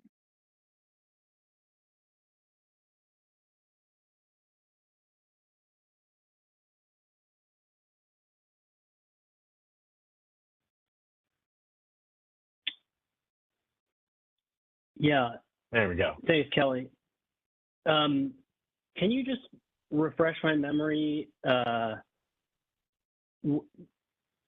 Was this submitted into the working group comments in the past, or during the PDR, I'm sorry, the economic DR discussion in July? Yeah, so we've raised it. So just a little bit of refresher here, because it has been almost 5 years. So you know, during the blackouts, and the CAISO did a fantastic job doing analysis, one of the things that was noticed was a lot of other resources are able to bid above, you know, the $1,000 soft offer cap under certain conditions, except for PDR at that point in time, and that's still the case. And so what ended up happening was PDR resources were actually getting dispatched earlier than a lot of other resource types. And so when you got into those super stressed hours when you actually really needed them there, they weren't available because they've already hit their limitation for the day. So obviously that has some reliability implications. So it was out of that effort, and I think it was like summer enhancements of 2021 that we raised the issue. CAISO said, you know, it's going to be addressed in this storage topic. We raised it there. They said, well, now it's going to be addressed in this stakeholder effort. I think we asked verbally at the beginning of this effort to make sure that this was in fact the effort that was including it. And I guess I was just getting confirmation again that that hasn't gotten lost, because it keeps getting kind of kicked to another stakeholder process. And it's been, you know, 5 years now. And I think at this point, PDR is the only resource that cannot bid above 1,000. And that obviously makes it lower in the bid stack during those stress system conditions. And then they're prematurely dispatched and not in the hours they're needed the most. So it's kind of a reliability market efficiency thing. That's helpful. Thank you, Kelly. Yeah, I think we'll just have to take this back to the team, recognizing that it sounds like this has been bounced around a couple processes or you know, deferred in the past. So we'll take this back to the internal team and discuss. It would be helpful also if it isn't in the written comments, if you could submit in either this round or on the final discussion paper, something indicating this, but we can also be in touch offline. So thank you. Yeah, no, sure. We're just kind of making sure it doesn't get forgotten about again or kicked down the road further. All right, thanks. Yeah, no, we'll definitely submit written comments, and then I would, yeah, if you want to touch base offline between that and the next round, that would be great. Appreciate that, Callie. Let's go to Kate next. Hi, yes, again, Kate Unger with the California Solar and Storage Association. Related to problem statement 2, I just wanted to tease out a little bit your comment about your policy assessment. Understand that your policy has been guided by aligning with local authority requirements. To be clear, is that something that's required by FERC, or what is both the reason and what is the possibility for CAISO being able to establish some guidelines about this kind of issue? Yeah, thanks, Kate. I think it's more of just the way we've done it, and so it reflects generally, or with regard to metering issues and kind of retail customer level issues, this we generally look to local regulatory authorities because they are developing regulations for customer metering requirements. So I think, this is not necessarily how it always has to be, but I think there was also comments from the working group that saw a desire to reflect current California Public Utilities Commission requirements that have changed recently around revenue grade metering and device level metering to reflect the CPUC rules.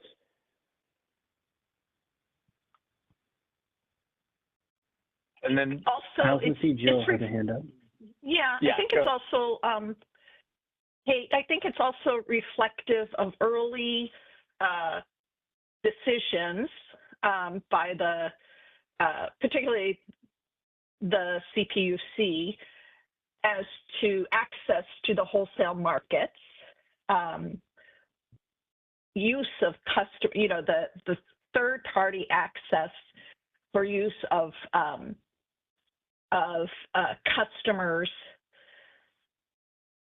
curtailment capabilities to come into the ISO market. So there's history, in terms of policy that, stems years ago that has kind of guided the PDR policy. While it was also guided by FERC,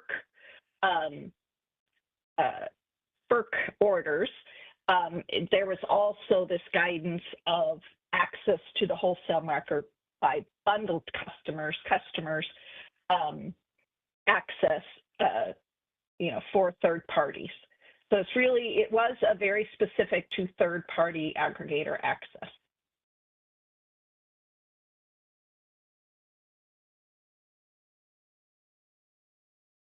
I think that's kind of how we termed it that way.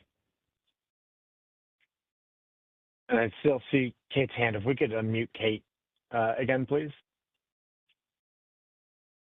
Yeah, sorry, I ended up not being able to come back off mute. I appreciate it. Definitely sounds like something that we would like to work on.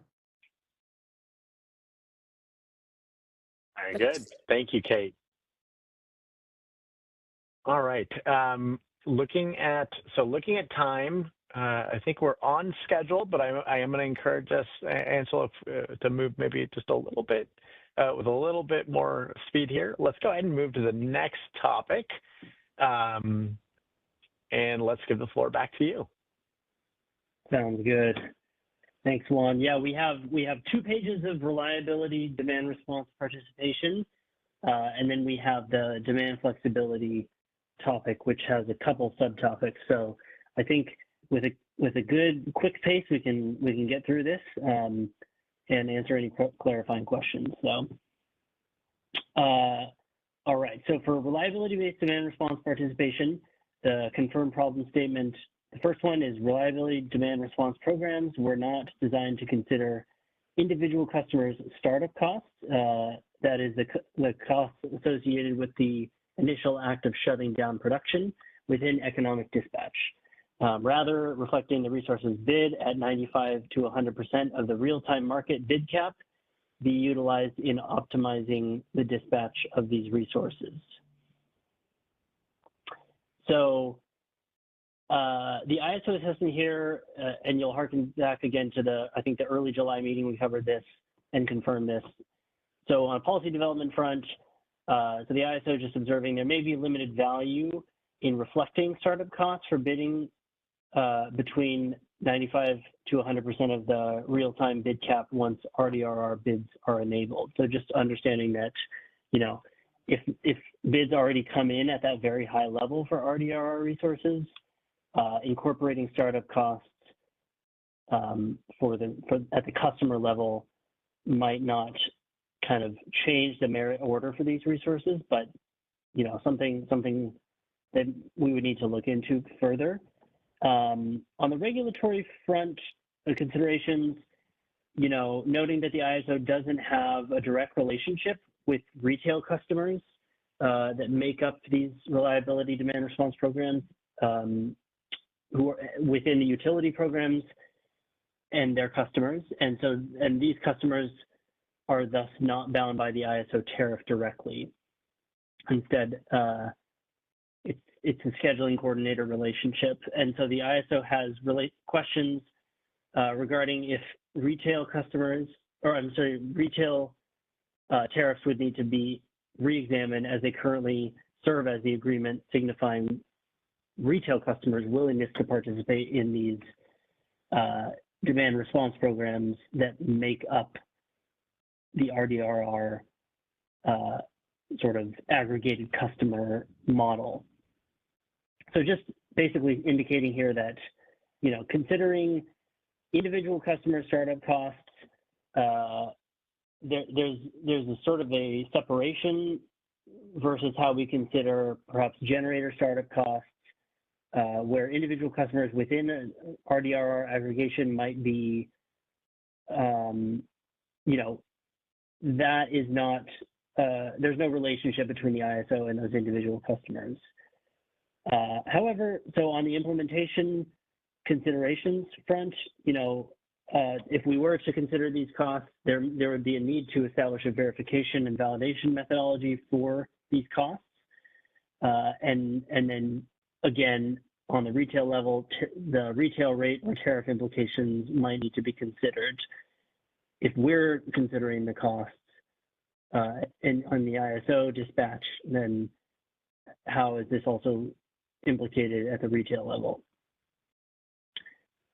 So the second problem statement in this topic area is current RDRR minimum on-time requirements may not accurately reflect the RDRR's operational minimum on time within the real-time market optimization horizon dispatch consideration. So on this problem statement, on the policy development front, I think acknowledging that a more accurate representation of a resource's minimum on time would be operationally valuable to the ISO so that we can understand, you know, how long can resources actually, or how long, what is the minimum time that resources will actually run in operational horizon. So this could be actually done in real time pre-dispatch in the 15-minute market optimization. But also recognizing that when these resources are enabled into RTPD for economic consideration, that market run does consider the impact of the total cost over that time horizon, all 7 15-minute intervals of that optimization horizon. And so minimum on time for resources is respected in both economic evaluation and when dispatched in real-time pre-dispatch. A regulatory note here, just indicating that if we pursued a solution to this problem statement, it would not change anything about the ability for RDRRs to be exceptionally dispatched.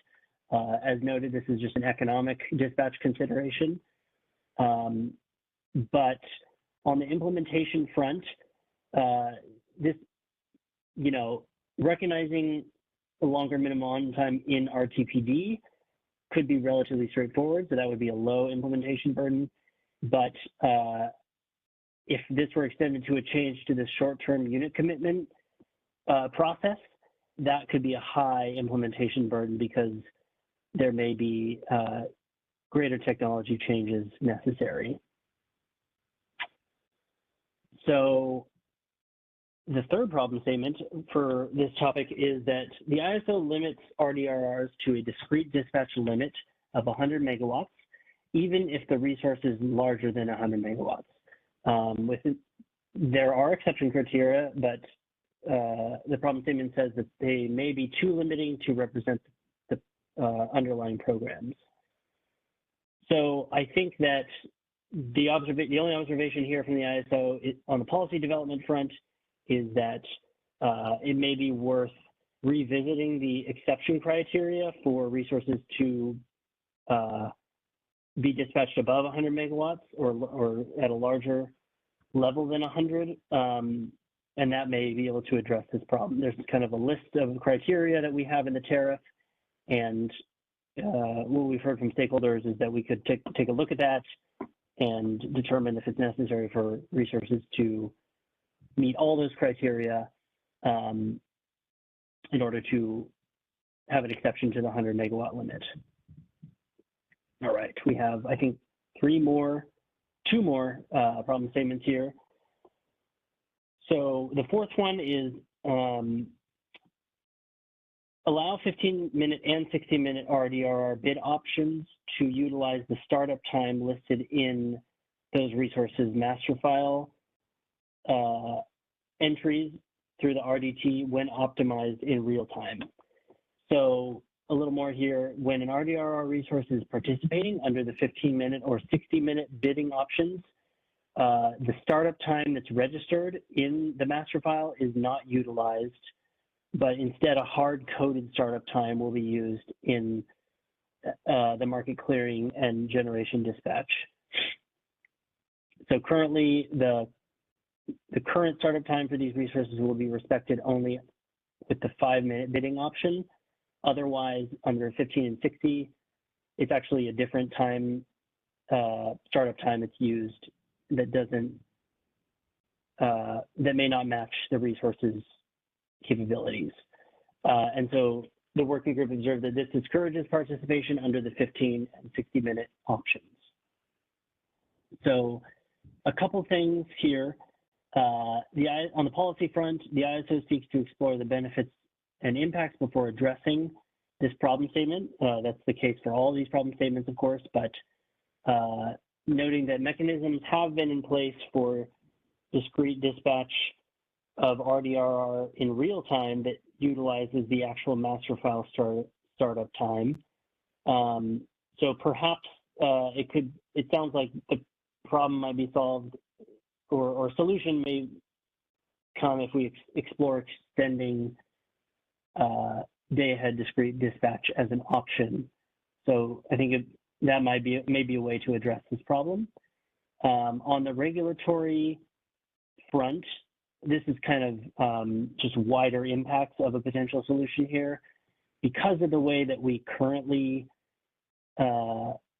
implement accounting for startup time in real-time optimization, we might need to consider technology changes to intertie bidding resources and proxy demand resources because they use the same solution for how the startup time is considered for RDRRs as well. And then implementation front, on the ease of implementation level, depending on what solution is taken here, this might require a significant technology change. And this would be, even though RDRs are rarely dispatched economically in the real-time market.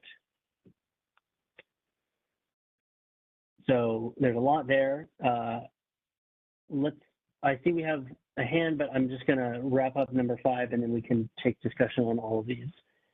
So the final reliability demand response participation problem statement was that currently RDRRs do not have the ability to take partial outages to reflect limited availability. It has to be either an outage that takes the entire resource out.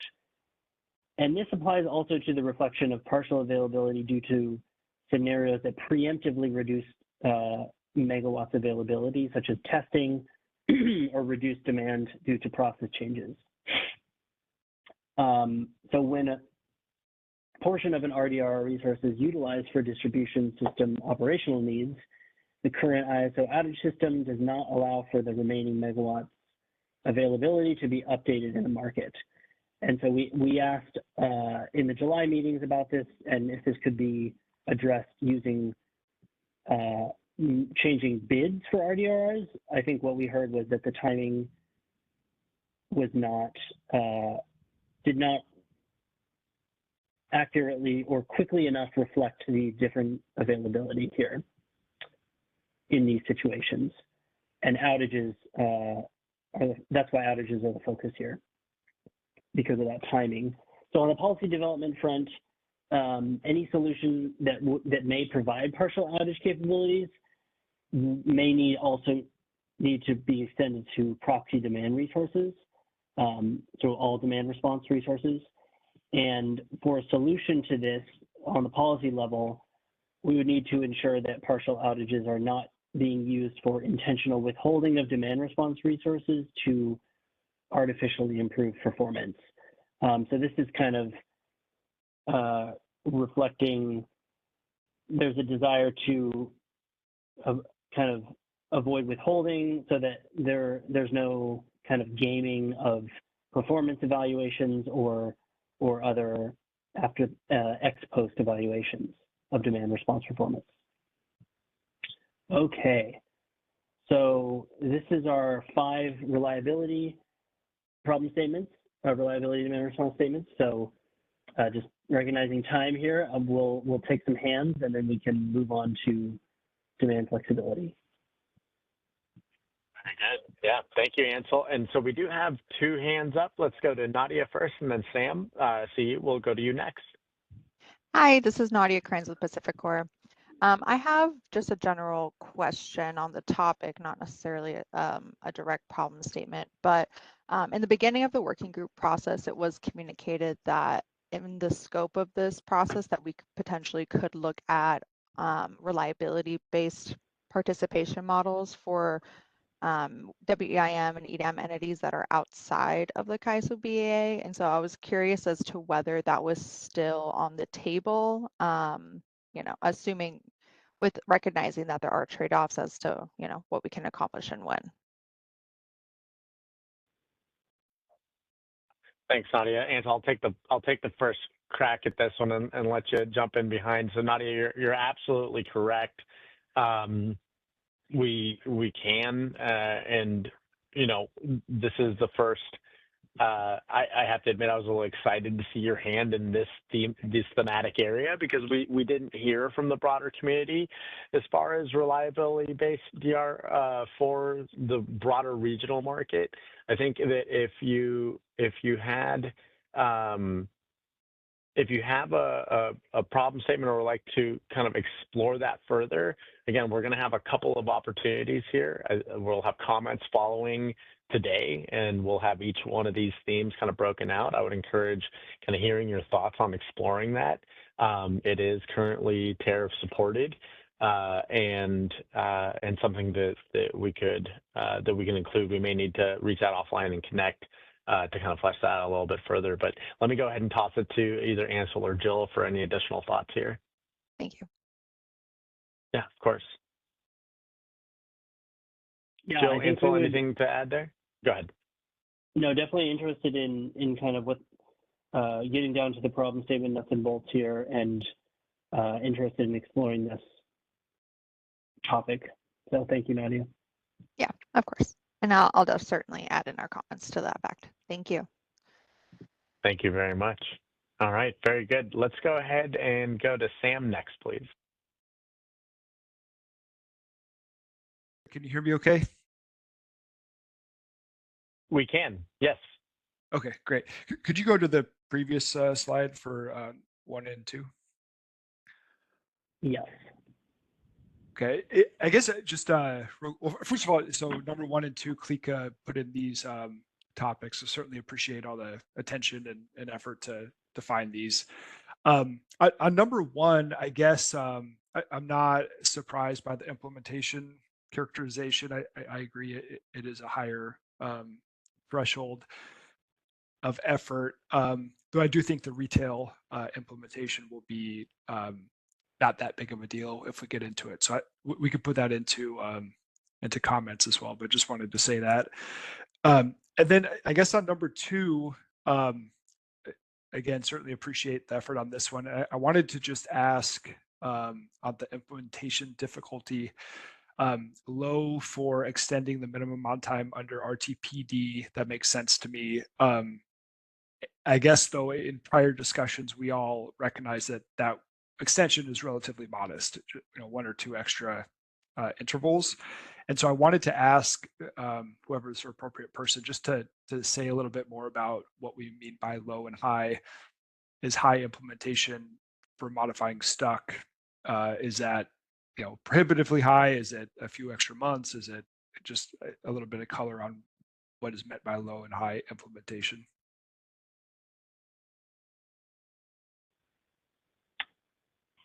Yeah, thanks, Sam. Appreciate your comments on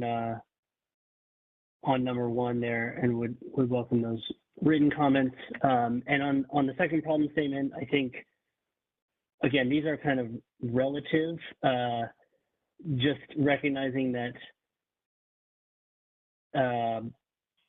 if, for a potential policy solution, there would be,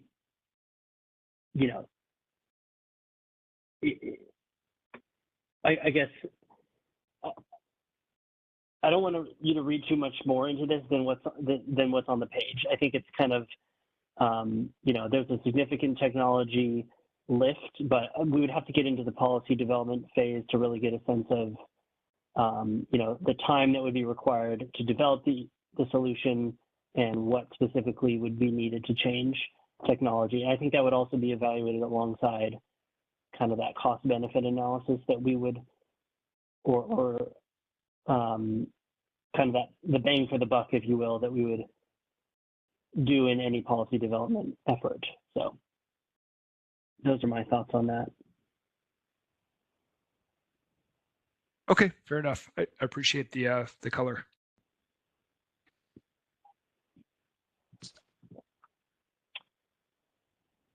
Thanks, Sam. All right. And so I am not seeing any other hands or comments in the chat. I think we can go ahead and go to our next theme. And just as a quick time check, we're at 11:28, so I think we're doing all right. Yes, excellent. So I think we have 8 total problem statements under demand flexibility. They are sort of bucketed, if you will, into different topic areas as we discuss them in the working group. So the first bucket is related to the participation of hydrogen electrolyzer resources. So where we left this and in these confirmed problem statements in the working group was kind of 2 approaches, one more demand or load side oriented and one more supply side oriented. So the first problem statement was current CAISO market participation models may not best account for the unique components or characteristics of certain large loads that can operate in a bidirectional fashion. So this is the sort of load only application for hydrogen participation that we discussed.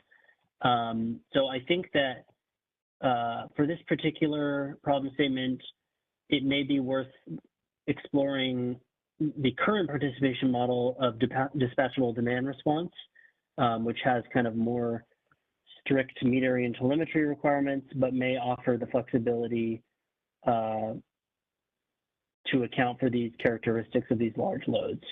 On the regulatory front, and this is the case for both of these problem statements, we did talk about this in the context of this specific resource type of hydrogen electrolysis participation.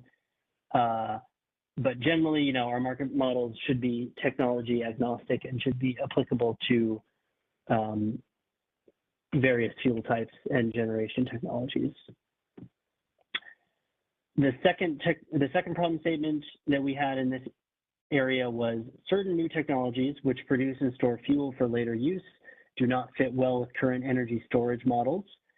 Transition times and non-seamless load to generation transition and multiple ramp rates are areas where these technologies might not fit into the current models.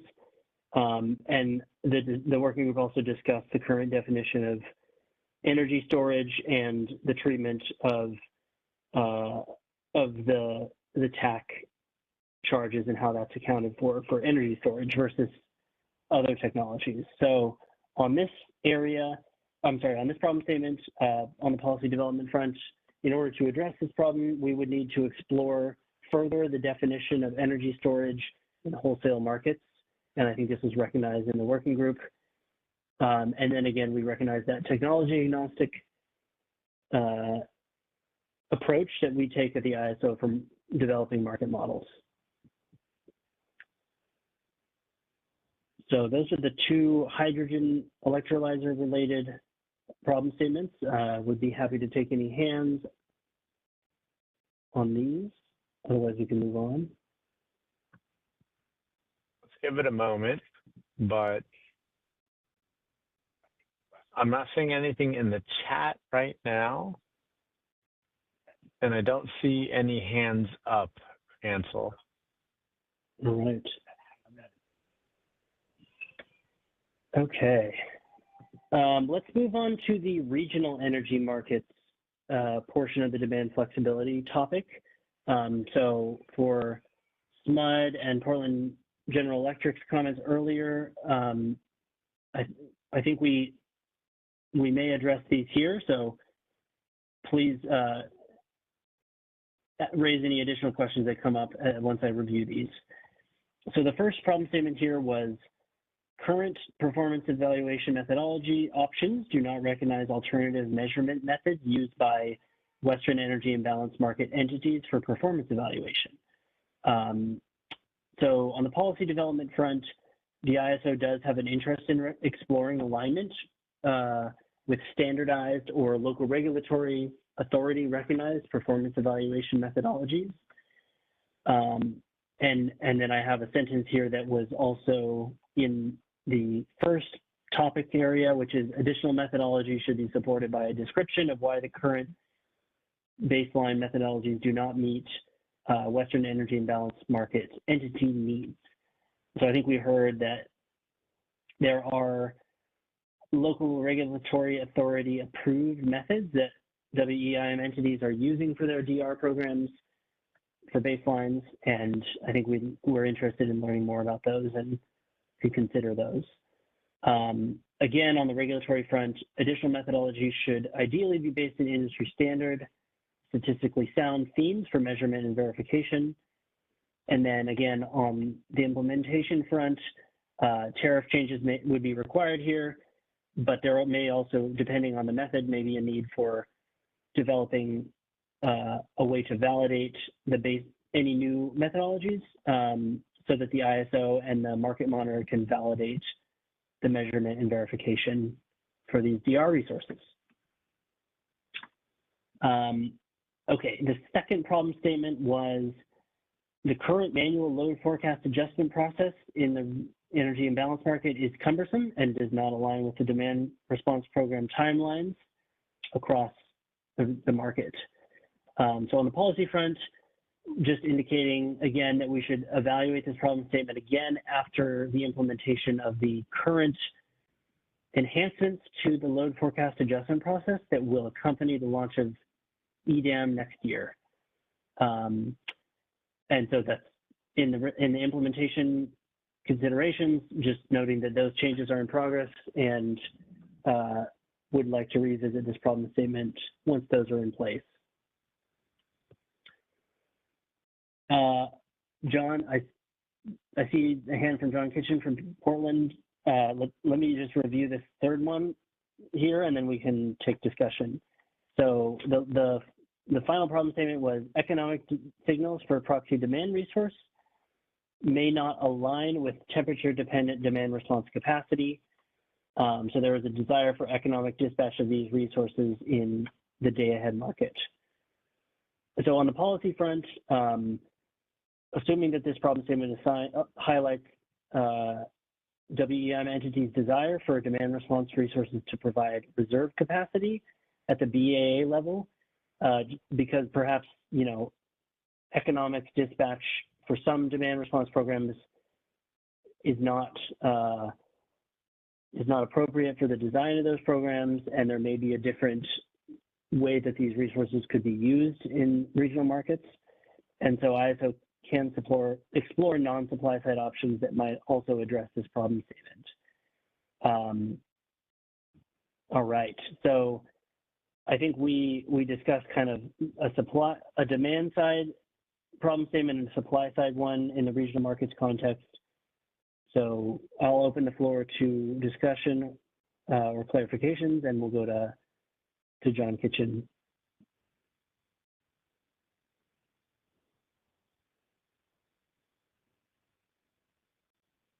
Yeah, Go John ahead, John. Yeah, John Kitchen from PGE again.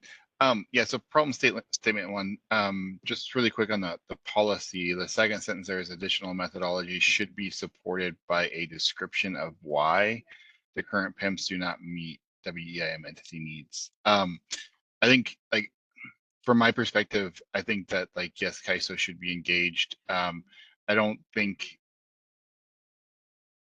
we need to get to a place where we could just say, hey, we have a need and this is what we're going to do for this demand response. Does this make sense? That's what we do for our metering, right? Like we don't say, hey, CAISO, we're going to use a different meter that's not in your meter list. This is, you know, and provide a reason why we're using that. Like this is the equivalent of that. We just say, CAISO, here's our metering plan for a large generator. Does this meet your do you see any significant issues with this, right? And give you a chance to review that. We don't have to write out a reason why we chose to use that metering theme or anything else. Like we present you with our plan, and unless there's something like crucially wrong with it, you guys review it, have the opportunity to have feedback or whatever, but then you approve it when it's, you know, with it, if it makes sense and it's, you know, reasonable and meets those other sorts of requirements that are in the BPM, right? So I mean, I think we're probably thinking the same thing, but just the way that that's worded could use some improvement there potentially.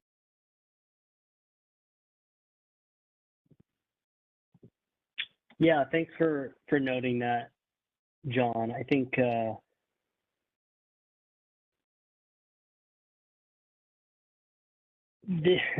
I'm thinking about the distinction here between a supply side change, which is, you know, which the performance evaluation methodology is a part of the supply side demand response model, right? And then the demand side is going to be a different approach. So, but I see what you're saying here, and so there may be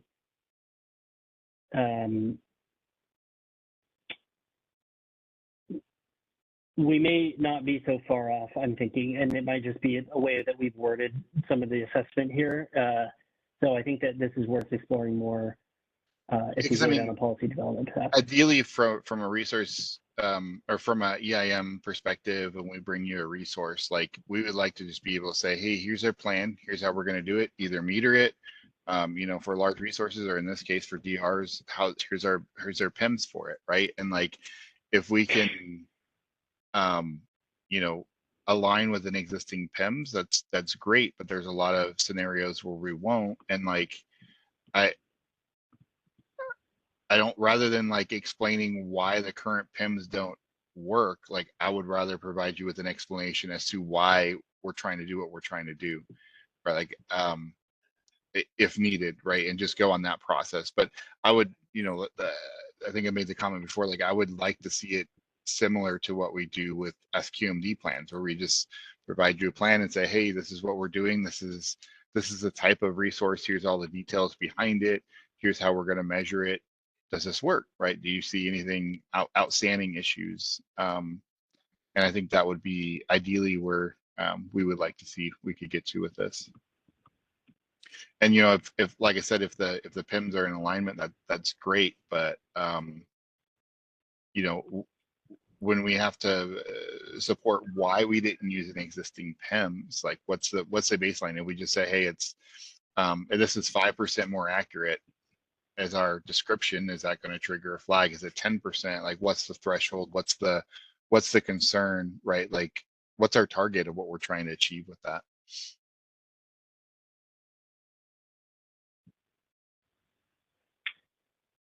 Yeah, thanks, John. I see what you're saying there as far as, you know, the sediment quality meter data plan is presented and reviewed and doesn't, and your suggestion is the need to indicate a specific PEM from a set of predefined methodologies is kind of a limiting factor here.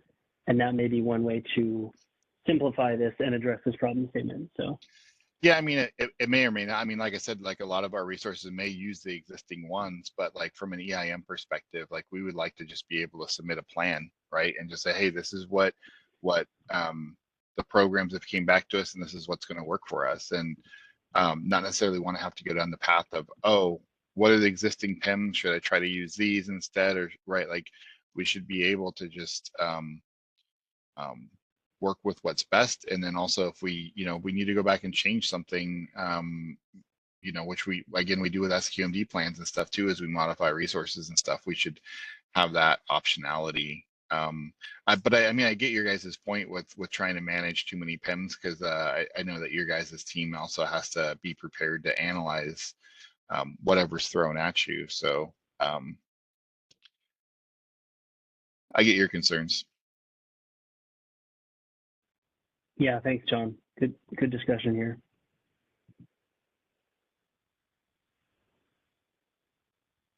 So thank you. Thank you, John. Sorry, Ansel, we do have a comment in the chat. So Helen from SMUD, excuse me. I agree with John from PGE. This is the logical reasoning we've been sharing thus far in this discussion from the context of an EIM context and perspective, which, you know, with EIM being an SCME. So in support of those comments. So thank you, John, and thank you, Helen. Good discussion, and we can definitely take a look at the perhaps the framing, but I think that within the actual PEM, so the PEM SQMD equivalency is, I think, my main takeaway here, and something that maybe we can dig into a little bit more as far as just providing a little clarity on this problem statement here. So I don't think that we have any other hands or any other comments. I think we're down to our final slide here, and looking good on time, Ansel. So let's go ahead and move on to the next one. Great. So the last set of problem statements in the demand flexibility topic area are related to participating load. So we have 3 here, and then I'll review these, and we can take any final comments and hand it back to Juan for the next steps overview. So the first problem statement is to achieve additional demand capacity in real time for resource adequacy purposes. Participating loads need the ability to submit upward and downward energy bids for demand in the real-time market. If provided while preserving key features such as energy offers, contingency bidding, and non-spin ancillary services, would enhance system flexibility and improve market efficiency. So from a policy development standpoint, exploring solutions to this problem statement may include revisions to participating load resources must offer obligation, just because of the flag for resource adequacy here. On the regulatory considerations, in general, this is actually indicated for all these problem statements, but any changes should be consistent across all participating load resources and corresponding PL agreements. Implementation considerations, I think unknown or varies. Generally, if we see changes to CIRA, which is the RA customer interface, or cyber for bidding rules, that could be a high implementation burden, but it depends again on the solution. So the second problem statement indicates that participating load resources cannot submit energy bids in the real-time market to decrease or increase consumption. This does not allow full participation due to constraints imposed by the current PL model and wholesale demand response market. Allowing participating loads full participation to bid energy and respond to real-time market signals without limiting to demand response events would allow them to better respond with providing greater system flexibility by shifting demand and additional slope to the demand curve. So from a policy perspective, to solve this problem, it would require kind of a full overhaul of the participating load model to allow for enhanced real-time participation. On the implementation side, again, it depends on kind of the extent of the changes here, but if there are significant kind of market optimization impacts or cyber changes, it could be high. And the last problem statement here is, and this was, I think, moved and confirmed in the previous meeting. So just noting that here, certain participating loads can only operate in full on or off states and cannot follow dispatch instructions in between their minimum and maximum output levels.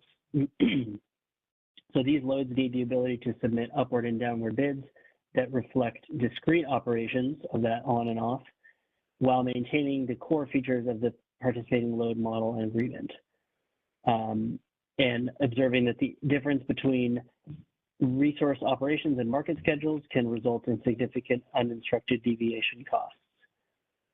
So to solve this problem, it would require exploring changes to the day-ahead and real-time market functions to ensure compatibility with discrete scheduling and dispatching of participating load resources.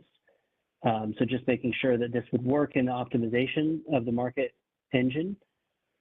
And then implementation, again, unknown, depends on the solution path, but could be high depending on the changes necessary to the market optimization. I think this would also be worth exploring other existing market models that may be able to be adapted to the participating load requirements and agreement. All right. We can take hands here. I see one hand, and then I can move to next steps. So let's take the first hand from Nadia.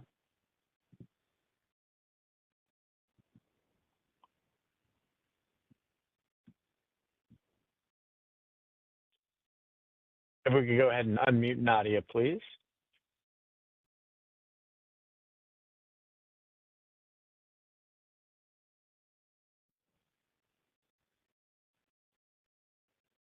Hi, Nadia, bear with us for a moment here.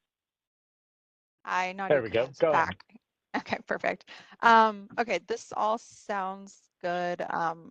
We definitely agree with problem statement number 2, especially since a lot of the conversations that we've had so far regarding, how can we utilize the participating load demand flexibility model is something that I think PAC would be keenly interested in exploring.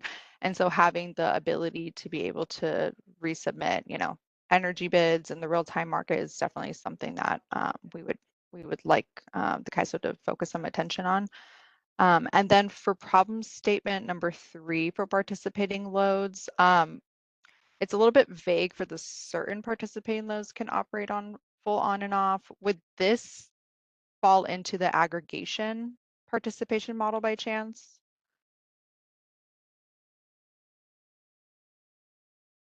I know there's a few of the participating load models and aggregate was one of them. Yeah, I believe this problem statement number 3 is indicating the underlying loads and their operational characteristics of being able to only either be on or off. Okay. Okay, so rather But not a design constraint, but what the loads can do as far as their participation in the market. right, and then the sub bullets there, A and B, are indicating kind of how that mismatch in the market model doesn't capture those operational sort of Okay. characteristics. Okay, understood. Thank you. I see we have Thank you, Nadia. TJ.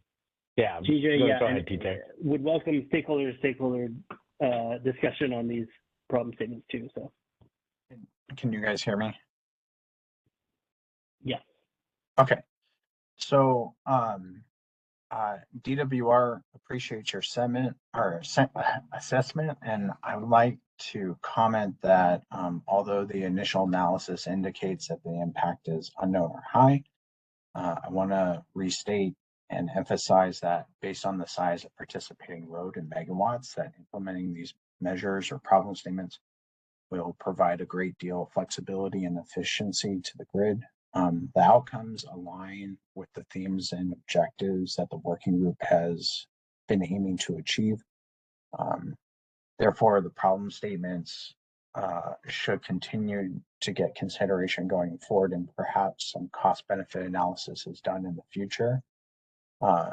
Also, second, according to the DMM-DR reports that there has been declining participation, and that some DRs have variable accuracy, while DWR producing load is accurate and easily measurable through telemetry. And also, third, we believe that all DRs should have an equal playing field to make adjustments to bids in real time. And, that's pretty much what I have.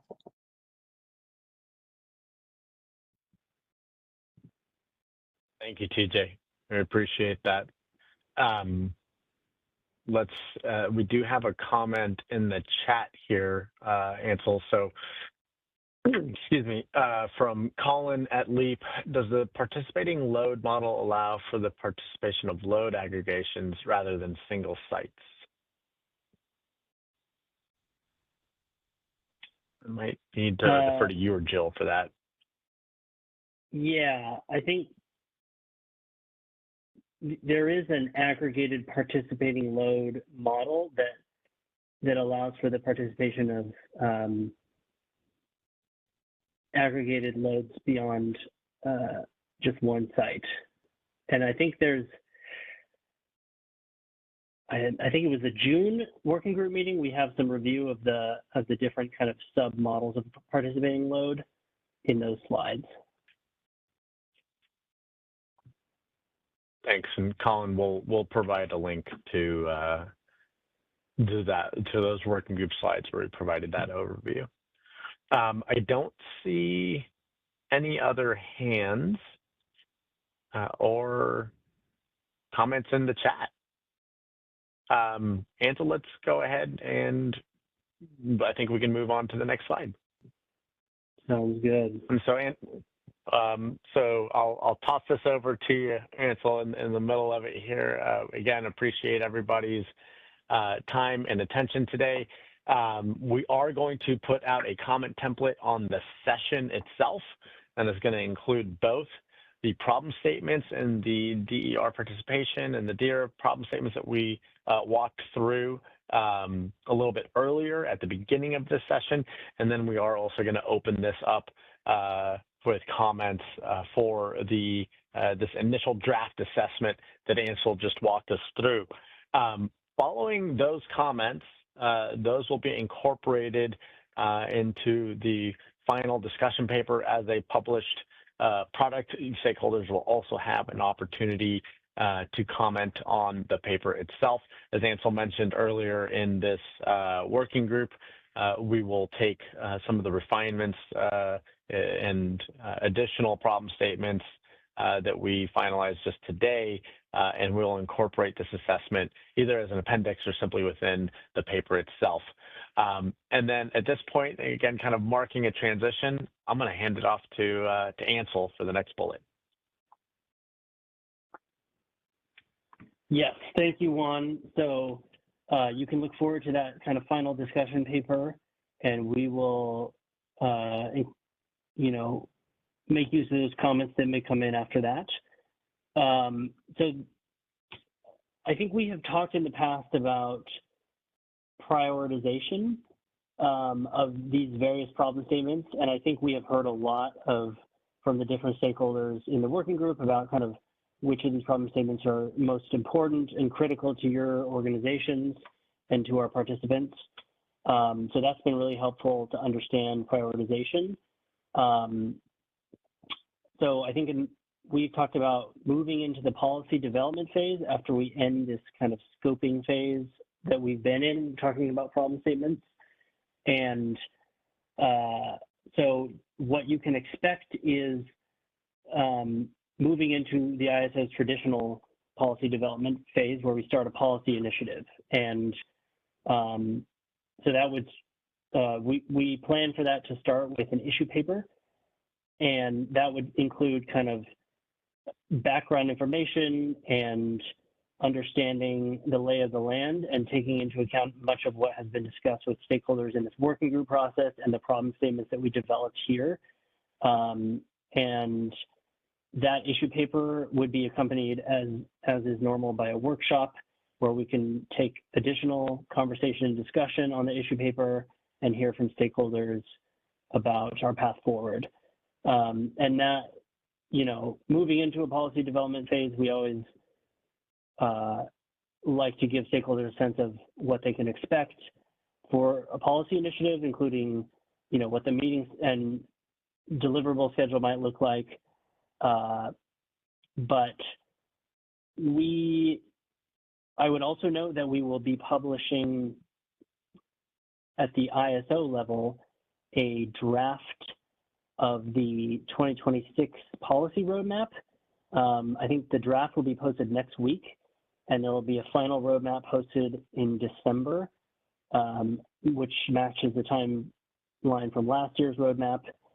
And there will be a public roadmap meeting in, I think, November to review the draft roadmap with stakeholders as well. So we would encourage all of our stakeholders to be a part of that process where we kind of lay out the plan for next year for all of our policy initiatives, including anything coming out of the DDEMI working group.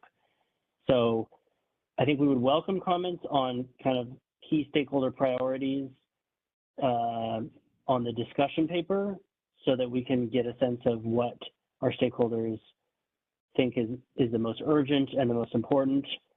And that would be very helpful. So I think at this time, I would also like to recognize Anya Gilbert, who is on the panelist list right now. And Anya has recently taken the position of our new manager of policy development for demand response and distributed energy. So Anya will be heavily involved going forward in the policy development process. So please welcome Anya to the demand response and distributed energy team. Anya, if you have any comments, we welcome those. Sure. Well, thank you so much. I see a lot of familiar faces here and really look forward to reconnecting as well as getting to know folks I haven't met before. As a little bit of background, I've been at the CAISO for about 4 years, but my work on demand flexibility and CAISO markets started about 10 years ago as a stakeholder. And I'm also taking this role because Jill is retiring. And so I really want to also thank Jill for her work. These are some big shoes to fill. I actually first met Jill about 10 years ago working on CAISO DR market integration and the many, many phases of the ESTER initiatives, and later collaborated with her more closely on developing new models of demand response and the CPUC's load shift working group.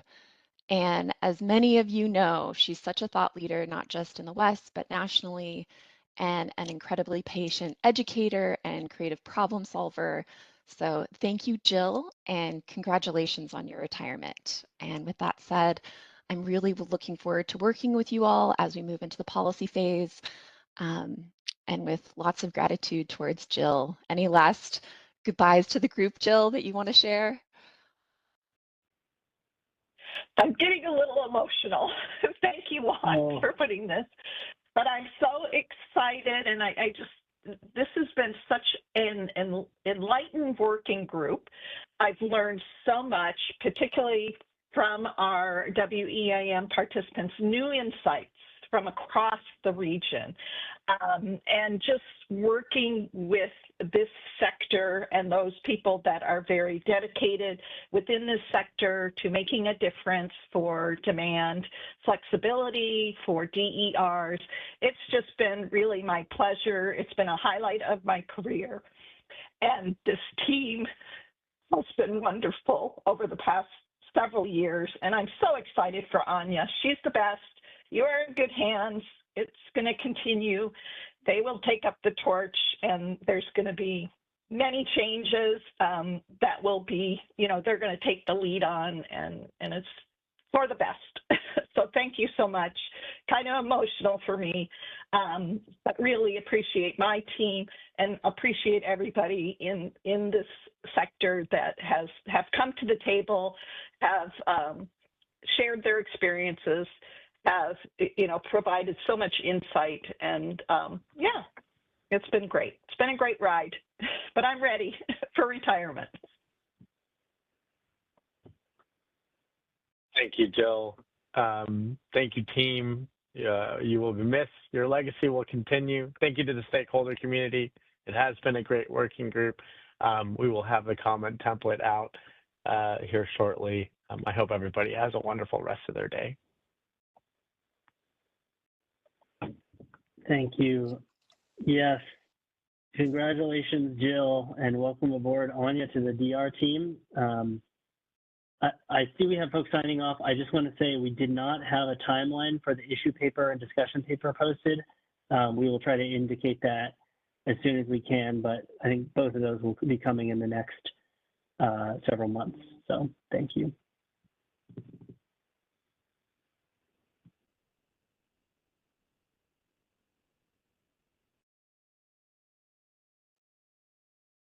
All right. Thank you, everyone. It's time to disconnect. Have a great one.